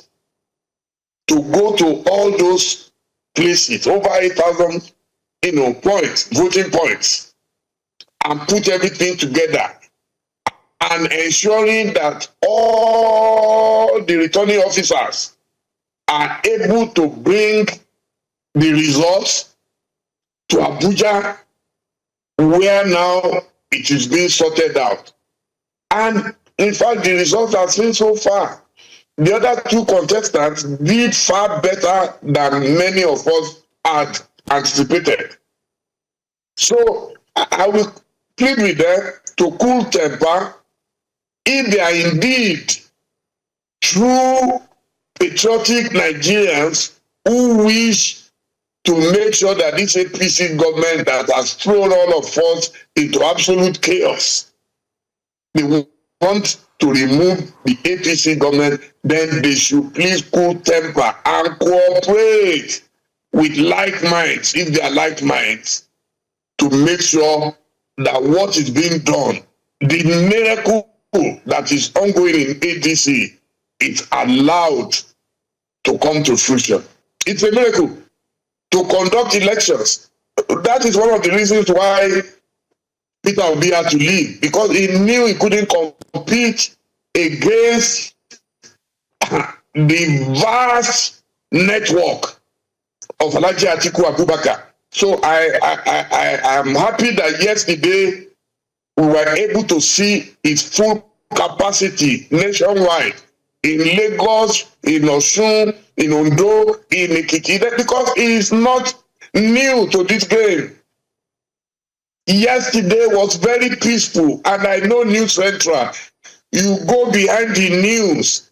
If there was crisis anywhere, I am sure you would have been able to show it to us real time. I didn't see any. Chief, yes, we can. Even in those people, there was one that was very interesting. They were getting everywhere was peaceful. And they did not jump from 1, 2, 3, 4 to 1,000 to 2,000, and they did not come up with they saying, okay, we will beat APC, so we are going to declare that we have 14 million. No, we won't do that in ADC. Chief Amadu, we are too serious for that. Chief Amadu, you're telling them to calm down, but I want to honestly ask you, if the roles were reversed and Alhaji Atiku Abubakar was the one who was crying foul, would you ask him to relax, to calm down? Please check the records of Alhaji Atiku Abubakar. He's been defeated so many times, and he has never misbehaved. All he will do is go to court. Anybody can be angry. There's no that I didn't say they shouldn't be angry. And like I said, I mean, Amaechi has the right to be angry. Hayatu-Deen has the right to be angry. But anyone who knows politics knows that they had no chance against Atiku. Let's not. So, but to fulfill all righteousness, we went through this ritual. They had no chance against Atiku. I'm not saying they had no right to try. I tried in the past. I failed. I didn't throw tantrums. I went home quietly because a presidential ticket is not a child's play. I've gone through it twice. In 2011, in 2022. In 2011, I contested nationwide and had 26,000 votes as a presidential candidate. And in 2022, I was a presidential aspirant. And that's where it ended. And I went home and I supported Atiku, who won. Since then, I've not left him. It's not about money. I don't receive a penny. I do my job. Those who know me know I live. I mean, your MD, Kayode Akitemi, knows that I live more outside Nigeria than in Nigeria. But I'm still supporting him because I see the goodness in him. And I know Nigerians have this attitude of just hating you when they don't even know you. Some people just hate you without knowing you. Atiku has been a consummate Democrat. He has been one man since he left power in 2007 who has been able to manage a chain of businesses, build schools, build factories, and so on and so forth. They took away his cash cow, the intels. The man did not shout against anybody. He is at home. He does not control any state where he's receiving money and living parasitically on the government. That should be our role model. And that is why I'm supposed to look. I am a scholar. I'm in my study right here. This book that I'm showing you, this book about Atiku, when I read it, I could not believe it. All the attacks against him, have you ever seen him respond to Baba Obasanjo or anybody? That is the kind of temper and temperament that we need at this. He's so presidential. Every time you see Atiku, he is always presidential. This is not a Boy Scout. This is not a student union election. Okay. A student union election, that's where we find, we no go green, we no go green. This one was conducted, the effort of people nationwide yesterday should be commended and should be recommended to all political parties in Nigeria. I don't know how they pulled it through without rancor, without anything, but our big men said no, they will not agree, they threw it away, even before the process was concluded. That's why I said I will plead with them. Nobody is fighting them. I will plead with them. If truly they want to remove Tinubu, you cannot be destroying your party internally and expect that. So if tomorrow, let's say Amaechi wins or Hayatu-Deen wins, so when you've now disqualified one of the largest voting populations in Nigeria, which is the northern region, so how do you now return to atone for the sins you've committed against them by just writing them off that they are riggers? Yesterday, I didn't hear of any rigging anywhere. And if they have evidence, so let them bring it forward. Okay. Internally, there is an internal process of appeal. There's an appeals committee. So any patriotic Nigerian will follow through the processes. And if you are not satisfied, you know that you can still go to the law courts and all that. That's all. Okay, Chief Modu, the ADC currently has what many have termed factions. While you're we have no faction. Okay. Journalists should check. That's why I said their statement. What many have called, not us, not journalists. No, what some have called. There is a Supreme Court judgment, sir. Okay. There is a Supreme Court judgment. So however, let's not ratify illegality. However, the Supreme Court yesterday, we had one member of the ADC who says he has emerged as the presidential candidate for the ADC. They said they've written to INEC as well, and they're expecting INEC to receive their letters and do the needful in 48 hours. Not quite long ago, we also have seen stories flying, especially coming to the press as well, that another member of the ADC who carries himself as a national chairman is also about to have primaries as well, where over 1,000 persons have been screened. Yes, we understand that as journalists, we must follow what is written on the portal of INEC. But then again, we will not ignore the flies that indeed surround either of our food or meals. So we must ask, what is your party, the ADC, currently doing about these recent, party members who are now springing up and carrying out primaries as well? Are you going to go to court again? And are you looking to ensure that you set the matter straight? Because whether you like it or not, in the media, while News Central may focus on your story, it is also our duty to give room to listen to others as well, so we can have a balance. What I was saying, sir, is simply this. Have you seen their names on any INEC portal?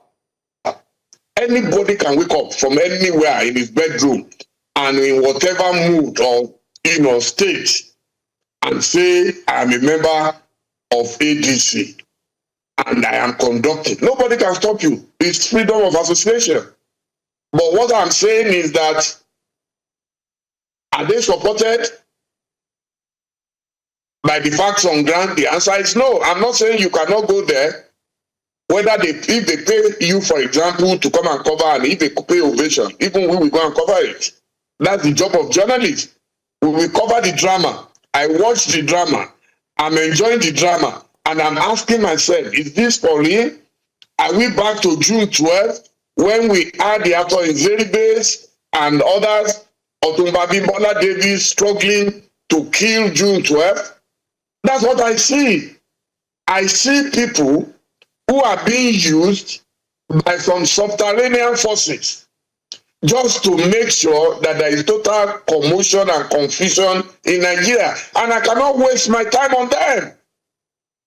They will have to go to court. They threaten to go to court. Why are they saying they will go to court? Because they know INEC does not recognize them. Anybody in Nigeria who now gives them that kind of ventilation, it's like you are promoting perfidy, and we shouldn't promote perfidy. You know for a fact that they don't exist. You know for a fact that these are disgruntled people. I was once a presidential candidate of the National Conscience Party. Can I come back today and say I own that party? It's not possible. The party knows its owners, the NWC. I cannot say I'm a member of NWC because I was a presidential candidate.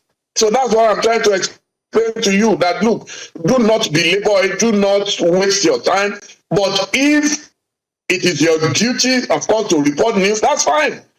But to say there is a faction, I take strong exception to the use of the word, there is a faction. There is no faction in ADC, none whatsoever. There is only one recognized ADC in Nigeria and globally. So maybe we can rephrase to say that there aren't factions, but there are camps within the ADC.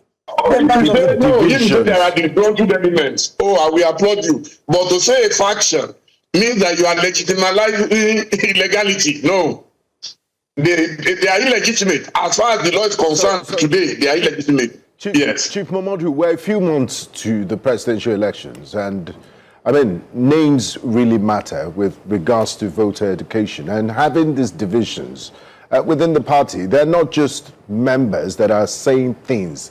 They are going ahead to conduct, I mean, one of them, Dumebi Kachuku, has declared himself as the presidential candidate for your party, is using ADC. We also have others that are planning to do a primary. For the ordinary Nigerian that is an observer and believes in what the ADC has come to do as a viable opposition, they will get confused, and they might be thinking that if this party cannot put its house in order, or if you cannot check those that are imposing themselves on the party or claiming to be the legitimate the legitimate body of the party, then why should we vote for you? How do you respond to those sorts of Nigerians? Parties go for big names for a reason. Parties go for, even in America, Donald Trump became president because of the Trump brand. In Nigeria, I would say Asiwaju Bola Ahmed Tinubu became president because he was a super brand from Lagos. And I'm telling you that right now, the only super brand consistently since 1993 to date is Alhaji Atiku Abubakar. So when all these issues are resolved, then you will see that everything will stabilize and we will all fall back to positions. I'm looking forward to that day when you will see that this is not for child's play. The head of the elephant is not for child's play. Presidential elections are won majorly by very disciplined political parties, and those in the ADC led by our chairman, David Mark. I can tell you the discipline they put into this thing, the sacrifice they put into this game, I mean, it's not a joke. People hardly sleep just because we feel, okay, maybe once upon a time, we did not know Nigeria could get this bad. Now that it is this bad, we should all come together. You are not going to import saints from heaven to come and lead Nigeria. We are still going to find leaders amongst ourselves. So that is what we are doing. And I can tell you, you have the same in PDP. You are not talking about PDP now, you are talking only about ADC, that there is confusion. In fact, the confusion in PDP is far bigger. You have the wicked faction, you have the Turaki faction, you have different, national secretary, you have different publicity, you have different, everything is in total disarray. We're not in doubt about... And yet, we are hearing that former President Jonathan will be using one of the platforms to contest. I mean, so, and as of today, we have only 3 people who contested yesterday in ADC, and it was a fair contest. If they do it 10 times, it will still be the same result. Okay. Thank you. Just to say, sir, the reason why we're not talking about PDP as such is because we do not have a PDP member here with us, and you're speaking with us as ADC, not PDP. We're not in doubt of what's happening in the PDP, and it seems that it's the same breeze or the same wind is moving around the political parties. APC seems to be the one that has its order. After all its primaries, things are falling apart. The center cannot it has its house in order at the presidential level. Nigeria. At the presidential level. Is that what I said the APC seems to have its house in order with regards to a presidential candidate because they all seemed to be in support of that. Yes, because they have a maximum ruler that they are all afraid of. If Tinubu was not the president, you would have seen what will happen. But because he's president, of course, the president of Nigeria, he can turn a man into a woman and a woman into a man. So everybody is afraid. If that's normal. Okay.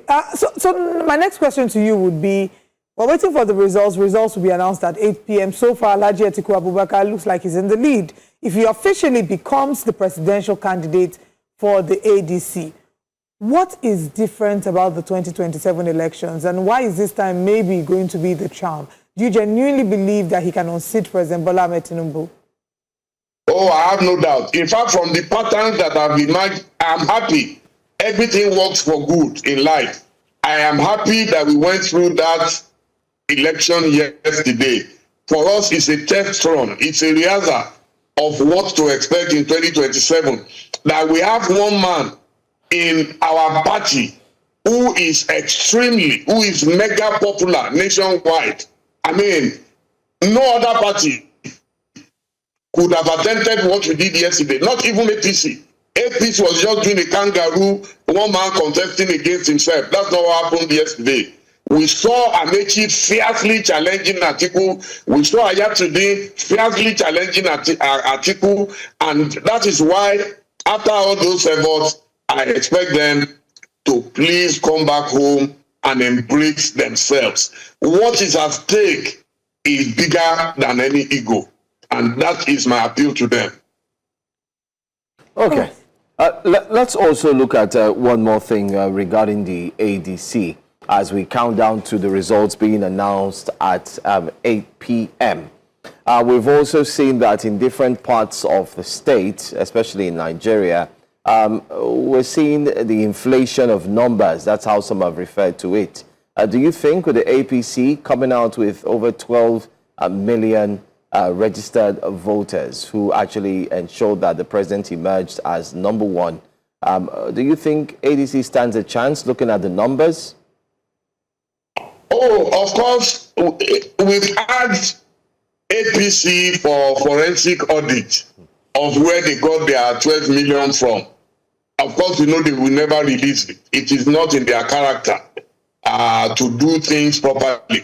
You know, they do it because they know they are lawless and nobody can challenge them. So that's fine. But I tell you, elections are different. Last time, you saw what Peter Obi did in Lagos State. It was unexpected. You saw what Atiku did in Osun State. It was unexpected. And so you saw Atiku, how he came second in the last election, nationwide. And Peter Obi third, and Rabiu Kwankwaso fourth. I am telling you, now, in the southern parts, elections have patterns. In the southern parts, now you have Obi from southeast. We expect him to lock down southeast. If Jonathan truly runs, if he does not chicken out, we expect him to do well, very well, in south-south. Then you have Governor Seyi Makinde from Oyo State. We expect him to take his own chunk from the southwest. And of course, Bola Ahmed Tinubu. In the entire north, the only strong contender that you have today is alleging Atiku Abubakar. And then he is able to also navigate his way down south and bring together his mass of supporters over time since 1993. Cumulatively, I believe this is his time. This is the time that all his supporters, just like it happened to Buhari, Buhari kept trying, he gave up. Then he was able to navigate his way into the south where he had the Tinubus at that time, and he was able to win that election. I expect a retreat performance, and that will be a great day for Nigeria.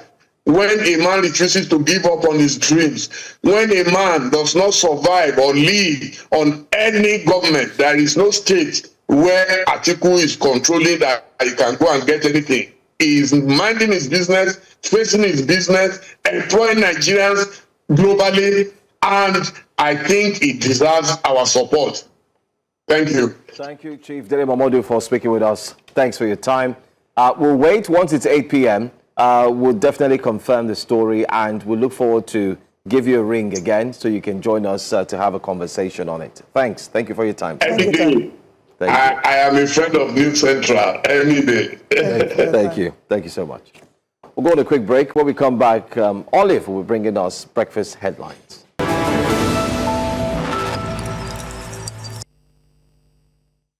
Let's bring you the news very quickly here on Breakfast Headlines and tell you that a dispute has erupted within the African Democratic Congress ADC in Lagos over the outcome of its governorship primary election.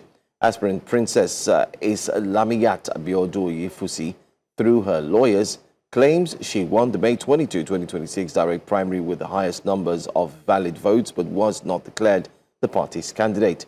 A legal team alleges the final result did not match initial vote collation, citing irregularities in recording and announcement of results.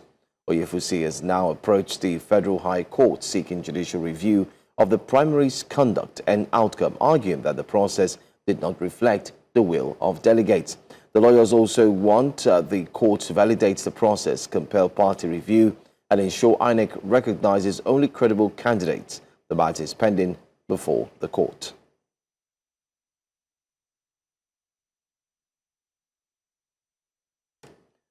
Well, the 2027 general elections in sight, one of Nigeria's most powerful voting blocs is already enumerating its terms for engagement.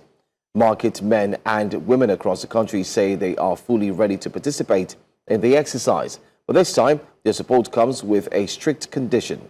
Speaking through Iyaloja General Folashade Tinubu, the traders are demanding true inclusion and an end to grassroots marginalization. You should trust us. We are ever ready.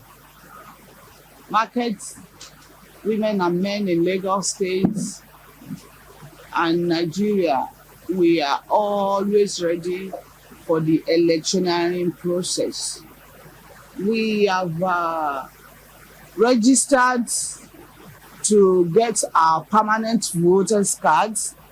Some of us has gotten it. The registration is still in the process. Some that are not registered. So we are very, very prepared. We are ready. Because we are very serious when it comes to the elections in Nigeria. We are number one. Meanwhile, President Bola Ahmed Tinubu says his administration's economic reforms are beginning to stabilize Nigeria's economy despite the hardship experienced by many citizens. In his Eid al-Kabir message ahead of the Salah celebration, President Tinubu defended key policies introduced since assuming office, including the removal of petrol subsidy and the floating of the naira. The president described the reforms as difficult but necessary steps aimed at securing long-term economic growth and prosperity for future generations. Tinubu said the sacrifices made by Nigerians and the government over the past 3 years have helped position the country as a more attractive investment destination capable of driving job creation and economic expansion.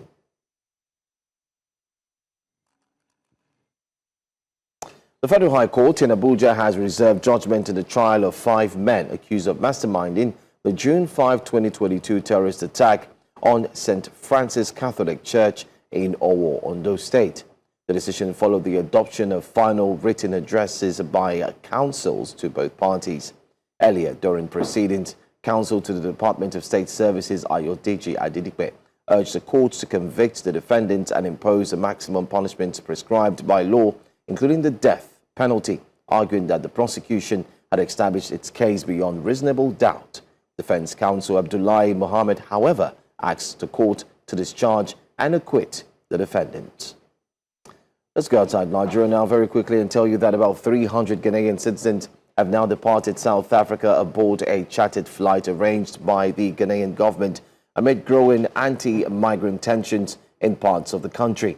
The evacuation follows concerns over the safety of foreign nationals after recent anti-migrant protests sparked uncertainty within several African communities living in South Africa. Despite the repatriation, the Ghanaian High Commissioner to South Africa says diplomatic relations between Accra and Pretoria remain strong and cordial. Officials say the evacuation was carried out as a precautionary measure to ensure the safety and well-being of affected citizens. The Ghanaian High Commissioner maintains that both governments continue to cooperate closely despite the current tensions. And that's all we have for you here on Breakfast Headlines. The front pages of the newspapers will be coming up next. You can be part of it by simply calling the number that will be shown to you on the screen. In the meantime, don't forget to join Blessings Masugu for 12 Report, where you get a fuller news bulletin. Stay with us. Breakfast Central continues.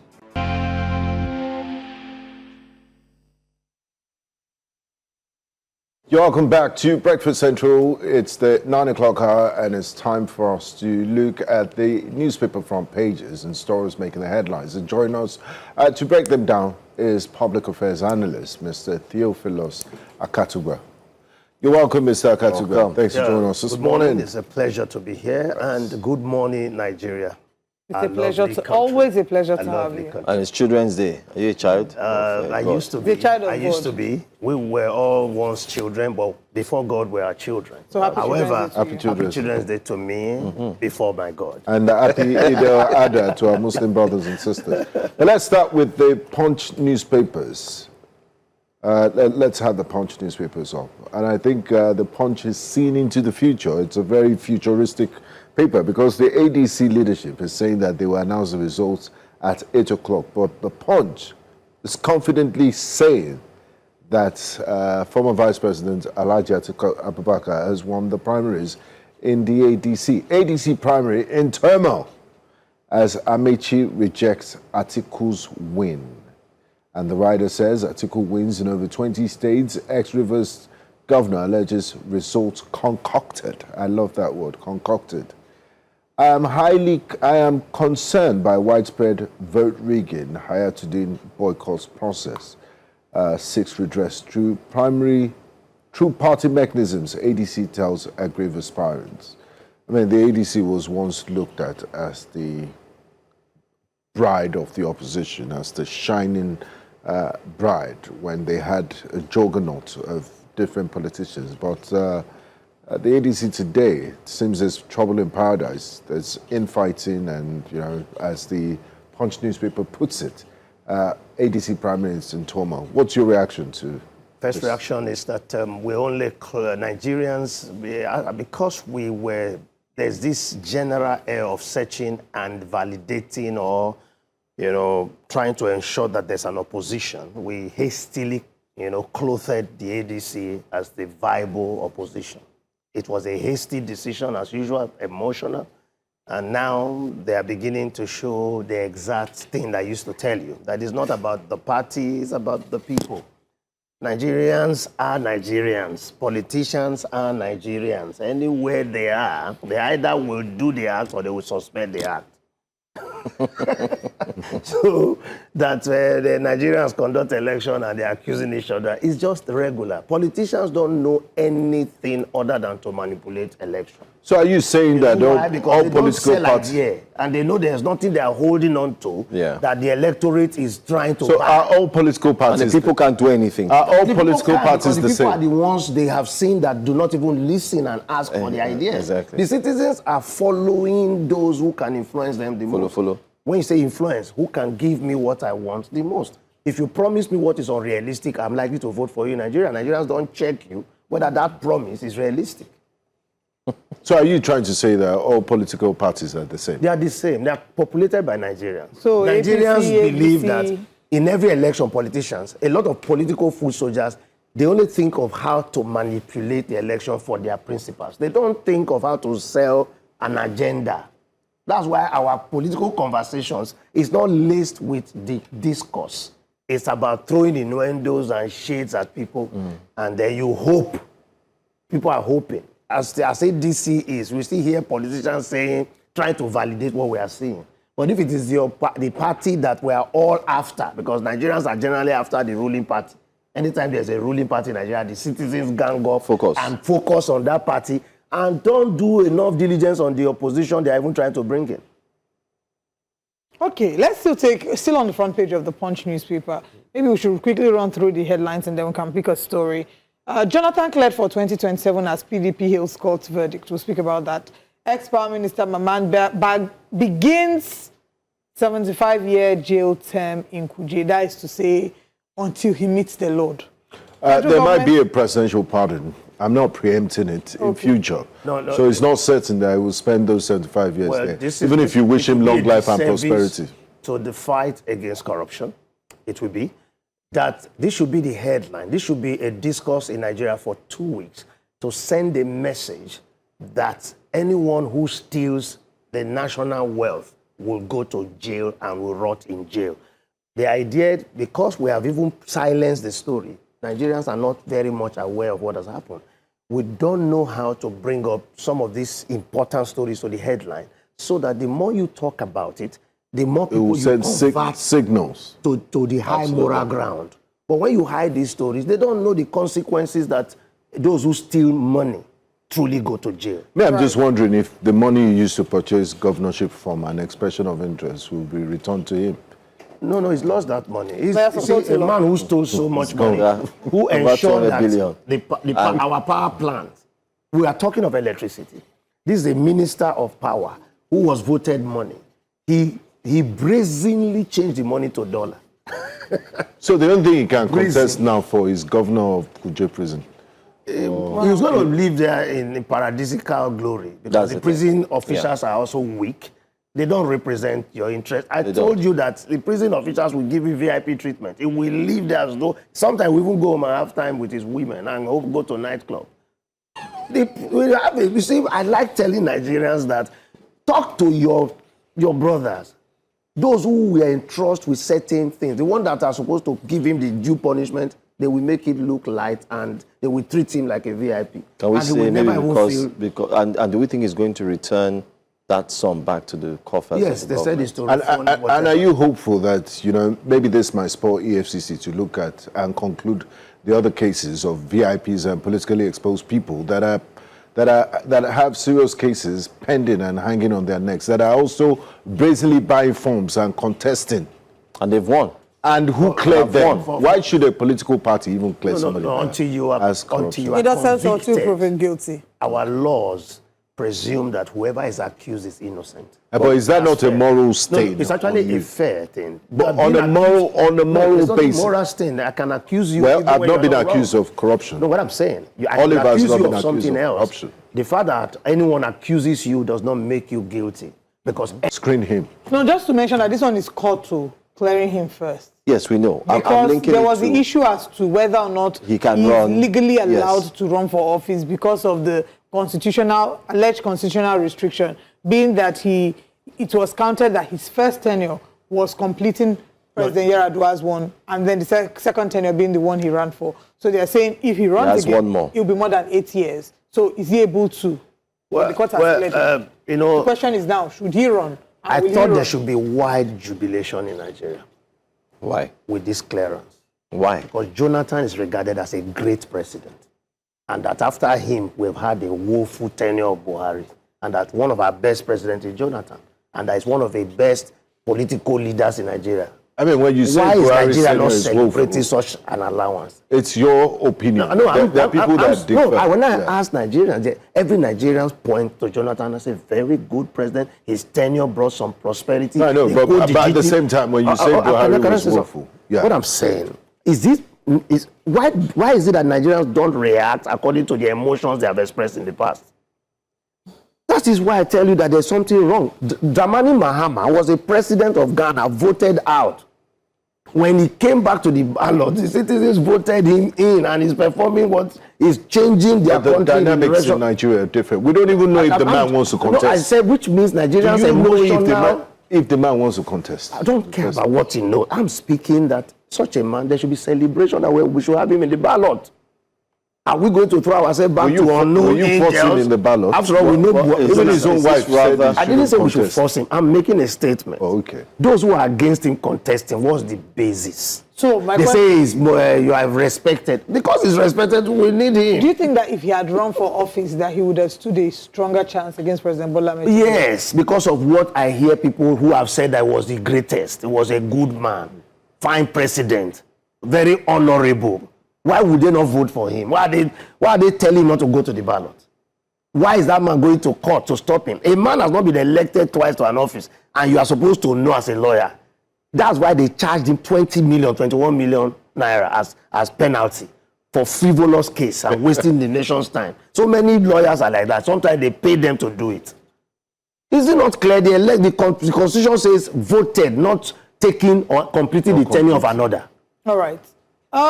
Still looking at the front pages of the paper. At the top of the current paper we're looking at, top right corner, we can see, okay, yes, top middle, Tinubu Akpabio governors preach unity. We are, of course, celebrating Eid, the Eid prayer ground. We have our correspondents who are in different parts of the nation. We hopefully can connect with them. We have some pictures. Let's share with you what it looks like. These are the scenes from the Eid prayer ground in Kogi. All right, we'll be bringing that to you shortly, and we hope that we can connect with our correspondents as well. On your abduction, CDS deploys spy aircraft. 30,000 Fulani militants fueling Nigeria's insecurity, according to a U.S. report. Well, everything they say will be truer than what we say, because we have bastardized our resource of intelligence. So when I hear someone else say it, I believe it. So does it mean that society that compromises and sells and trades with all of its assets and resources, you will never get the truth. That's why in a Biafran war, all Nigerian writers, authors have told different stories. So we need to change so that we become more nationalistic. When I hear Akpabio preaching, at this 2026, we are still preaching unity or ensuring unity. We should rather praise the unity we have achieved instead of preaching it at this age. With the media, the pluralization of media, we have not been able to unite. And without unity, have you ever seen any nation that can achieve any meaningful progress? At all. It is very difficult. So when you are looking for retardation, lack of progress. It's because of lack of unity. And unity should not be a thing we discuss or preach. It's what we should ensure. It's what we should live and exhibit from all faith. The faith themselves, are they preaching unity within faith? If a country like Nigeria is already not united faithfully to one God, and we are dividing ourselves inside of our sermons, our division, but political statements are unity, we need to change. We need to build a nation where we are truly united for the good and progress, so that we all can enjoy the breeze of unity, not just preach it. So politicians preach it, but don't go and be taking political office based on where you came from. That's it. Doesn't this smirk of, painting a whole group of people, an ethnic group, as responsible for all the security and insecurity in Nigeria, in different parts of the country? The Fulani story? Yes. Yes, because there is... why should you even believe the United States? Let me it's not explain the to same you, United because States they that have... said Iran is 2 weeks away from producing a nuclear bomb. No, the same United States that went to Iraq on false weapons of mass destruction stories and decimated that whole country. And United States that said Gaddafi's troops were giving Viagra to rape people. It was all lies. Sorry about that. Let's just go to Kogi State for now. Let's quickly get to Kogi. Let's go to Kogi State, where the governor is praying, and we can see clips. Just to show you, this is the visual of the prayers happening in Kogi State, and you can see the we can see Governor Ododo. Governor Usman Ododo. And I believe that is the former governor on his left, Yahaya Bello. Yahaya Bello, the white lion. Yeah, that was once wanted by the EFCC. If you speak to the EFCC, they tell you that the case is still in court, so we should give it more time. But these are just sights and scenes of what's going on in Kogi State. We do have our reporters who are scattered across different states. They will be joining us intermittently, either before we wrap up Breakfast Central. You check them out on Jasiri and other programs as well round the clock, so you ensure you get to listen. But there you have it from Kogi State. A Muslim faithful gather at Eid grounds for prayers. But let's come back to the papers. Sorry, I need to really just talk about this. Let's come back. Yahaya Bello. Yahaya Bello. Is he the deputy governor or governor emeritus of Kogi State? He's the political godfather, yeah, just like Tinubu is or was in Lagos, and the way Akpabio could have been in Akwa Ibom, which is now trying to get back. So it's just about politics. If you look at even in Sokoto State, you still have is it Wamako. If you go to Benue, you have Siswan. You have what's the name of the man that says SSG, Akume. So you normally have these political figures and big names. So that's what Yahaya Bello is building for himself. Considering the fact that the man he contested with, eventually, I think he contested with somebody that was supposed to be, there was a man that died in Kogi State. I still want you to talk to us about him clinching his ticket. Well, let's head to clinching the ticket of the Senate? Yes. For the Senate, yes, because... No, pause. I'll have you respond to that. But let's connect to that. We want to answer in full. Exactly. We don't want to have bits. Austin Azu is joining us this morning. Good morning, Austin. He's joining us from Delta. Austin Azu is looking very celebratory. Yeah, Austin Azu popping Good morning, Azu. Benga. And of course, good morning, Joe. Happy Salah as well. Happy Children's Day. Of course, we are at the Eid prayer ground here in Asaba. This is Dennis Tosadebe School, and this is where the Muslim faithful in Asaba converged to begin the Salah celebration. They began with the Eid prayers and thereafter the sermon, and now, of course, they are about to perform the rituals that accumulates the celebration. Okay, for the worth of time, we have some Muslim faithful to talk to us here. What we ought to look forward is to share love, to share happiness, to extend this kind gesture to every other person that doesn't have the capability of having, because the slaughter of ram is a must. Cow. If you don't have money for cow, you come for ram. If you don't have money for ram, you come for sheep. But if you don't have money, it's not a do or die affair. God knows that you don't have, and you believe that you are ought to do. That reward will be given to you. That is our teaching. That is the teaching of our holy prophet when it comes to regards to slaughtering of ram. Okay, thank you very much. Thank you so much, Austin. Unfortunately, we couldn't back to you. Continue that. White Lion, 72,000 votes to clinch senatorial tickets. for his senatorial district. Yes. He's a very popular man. He's a well-loved man in Kogi State. I believe that, people love a generous person who extend largesse. And anybody who bring them good is likely to get their vote, irrespective of what message, what principles you project. So I congratulate him. I hope that he's able to overcome his many cases. So those who criticize and say, yes, there's the issue of Section 36 of 5, that is the presumption of innocence, but this man does have a case to answer. Do we get to a point ever in our politics where people who have been accused of crimes, especially crimes committed while they were in office, are not allowed to run until they have been cleared? Well, we hope we will get to that point, but as at this moment, everything according to the law, anyone that is accused of anything is presumed innocent. And so if you stay to the law, you will have a good life. But if you stay around the law and keep conjecting, you will be disturbing yourself. The law says this, and until so much, look at the man who's just been convicted. He was able to buy the form, but he got convicted in good time, and he's now doing that governorship in the prison. Okay, I want to take some comments from YouTube before we move on very quickly. Charles Dennis says, we told Amaechi to leave, but he was deceived with the promises of a fair and transparent primary, forgetting that he was dealing with old PDP and APC politicians who love rigging. Peter Obi was smarter. Pius Amako says, good morning, wonderful crew. The cry that is heard today in ADC is what Peter Obi escaped peacefully. Many were not even happy with him associating with those connected with the past administration. So now, it's a fresh start for them. I hope they don't mess it up. Meanwhile, today is Children's Day, and yet their children captured by terrorists. Nigeria must get better one day. One more comment by Nwodo Moses. Jonathan should not allow himself to be used by APC that chickened him out. I'm happy that Wike's faction of PDP have nominated their own presidential candidate. Professor Sandy Ono. I pray he gets frustrated. There's no space for story. There's also a story on. We have talked to about it. Sandy Ono. You see, the Sunday is of a small mind. You've seen that because he left ADC, he's going to confront a national election. So are you saying that this thing is... So you see, staying to where the contest is always good.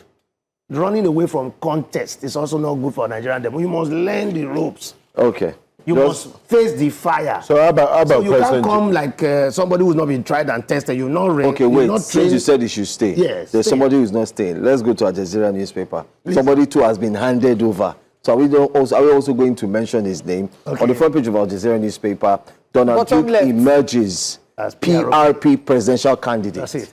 Now, bear in mind too that the current winner, even though it's not been announced yet, but of course it's likely going to be so by 8 p.m., Alhaji Atiku Abubakar, before he moved to the ADC, he had moved from party to party. No, we're not saying about movement. Okay, fine. I'm not criticizing movement. What are you criticizing? Always rehearse properly before you get to the big contest. How? Test your capacity. Don't run away from anywhere. Even if you're a boxer, you must... Why are you singling him out? Because he's the one that was mentioned. Okay, all right. Let's focus. About the response of somebody who said the person saw this. But you are going to face a national election at a bigger scale. So you need to first test your arsenal, your resources before the main election. Because of our time, I want you to deal with this issue. All right. PRP has mentioned Donald Duke. Yes. Now. Good luck, Ebele Jonathan has not... If he accepts, you have Donald Duke, you have Goodluck Ebele Jonathan, you have Peter Gregory Obi, you have Sheyi Makinde. I'm looking at the South. Yeah. You have all of these big names from the South, and everybody's going head to head. Sowore as well, I forgot to mention. What do you think 2027 election will look like? It will pan out it will pan out like 2023. Sure. Yes. But the difference, I think, will get more votes because the public will protest against the avalanche of presidential candidates from the South. Why do you say so? Oh, because that's exactly what I see. How about their lived realities? The lived realities of the people, insecurity, the economy. Okay, thank you. The purchasing power, those things don't count. No, they are supposed to influence the election. Unfortunately, the Nigerian electorate forget those things at the point of voting. But Malami has moved now. He didn't get the ticket for... Who's that? How can you forget what... Malami? No, are you getting what I'm saying? I'm saying that the electorate, he knows there's insecurity. Even where the insecurity is most, Tinubu will get more votes.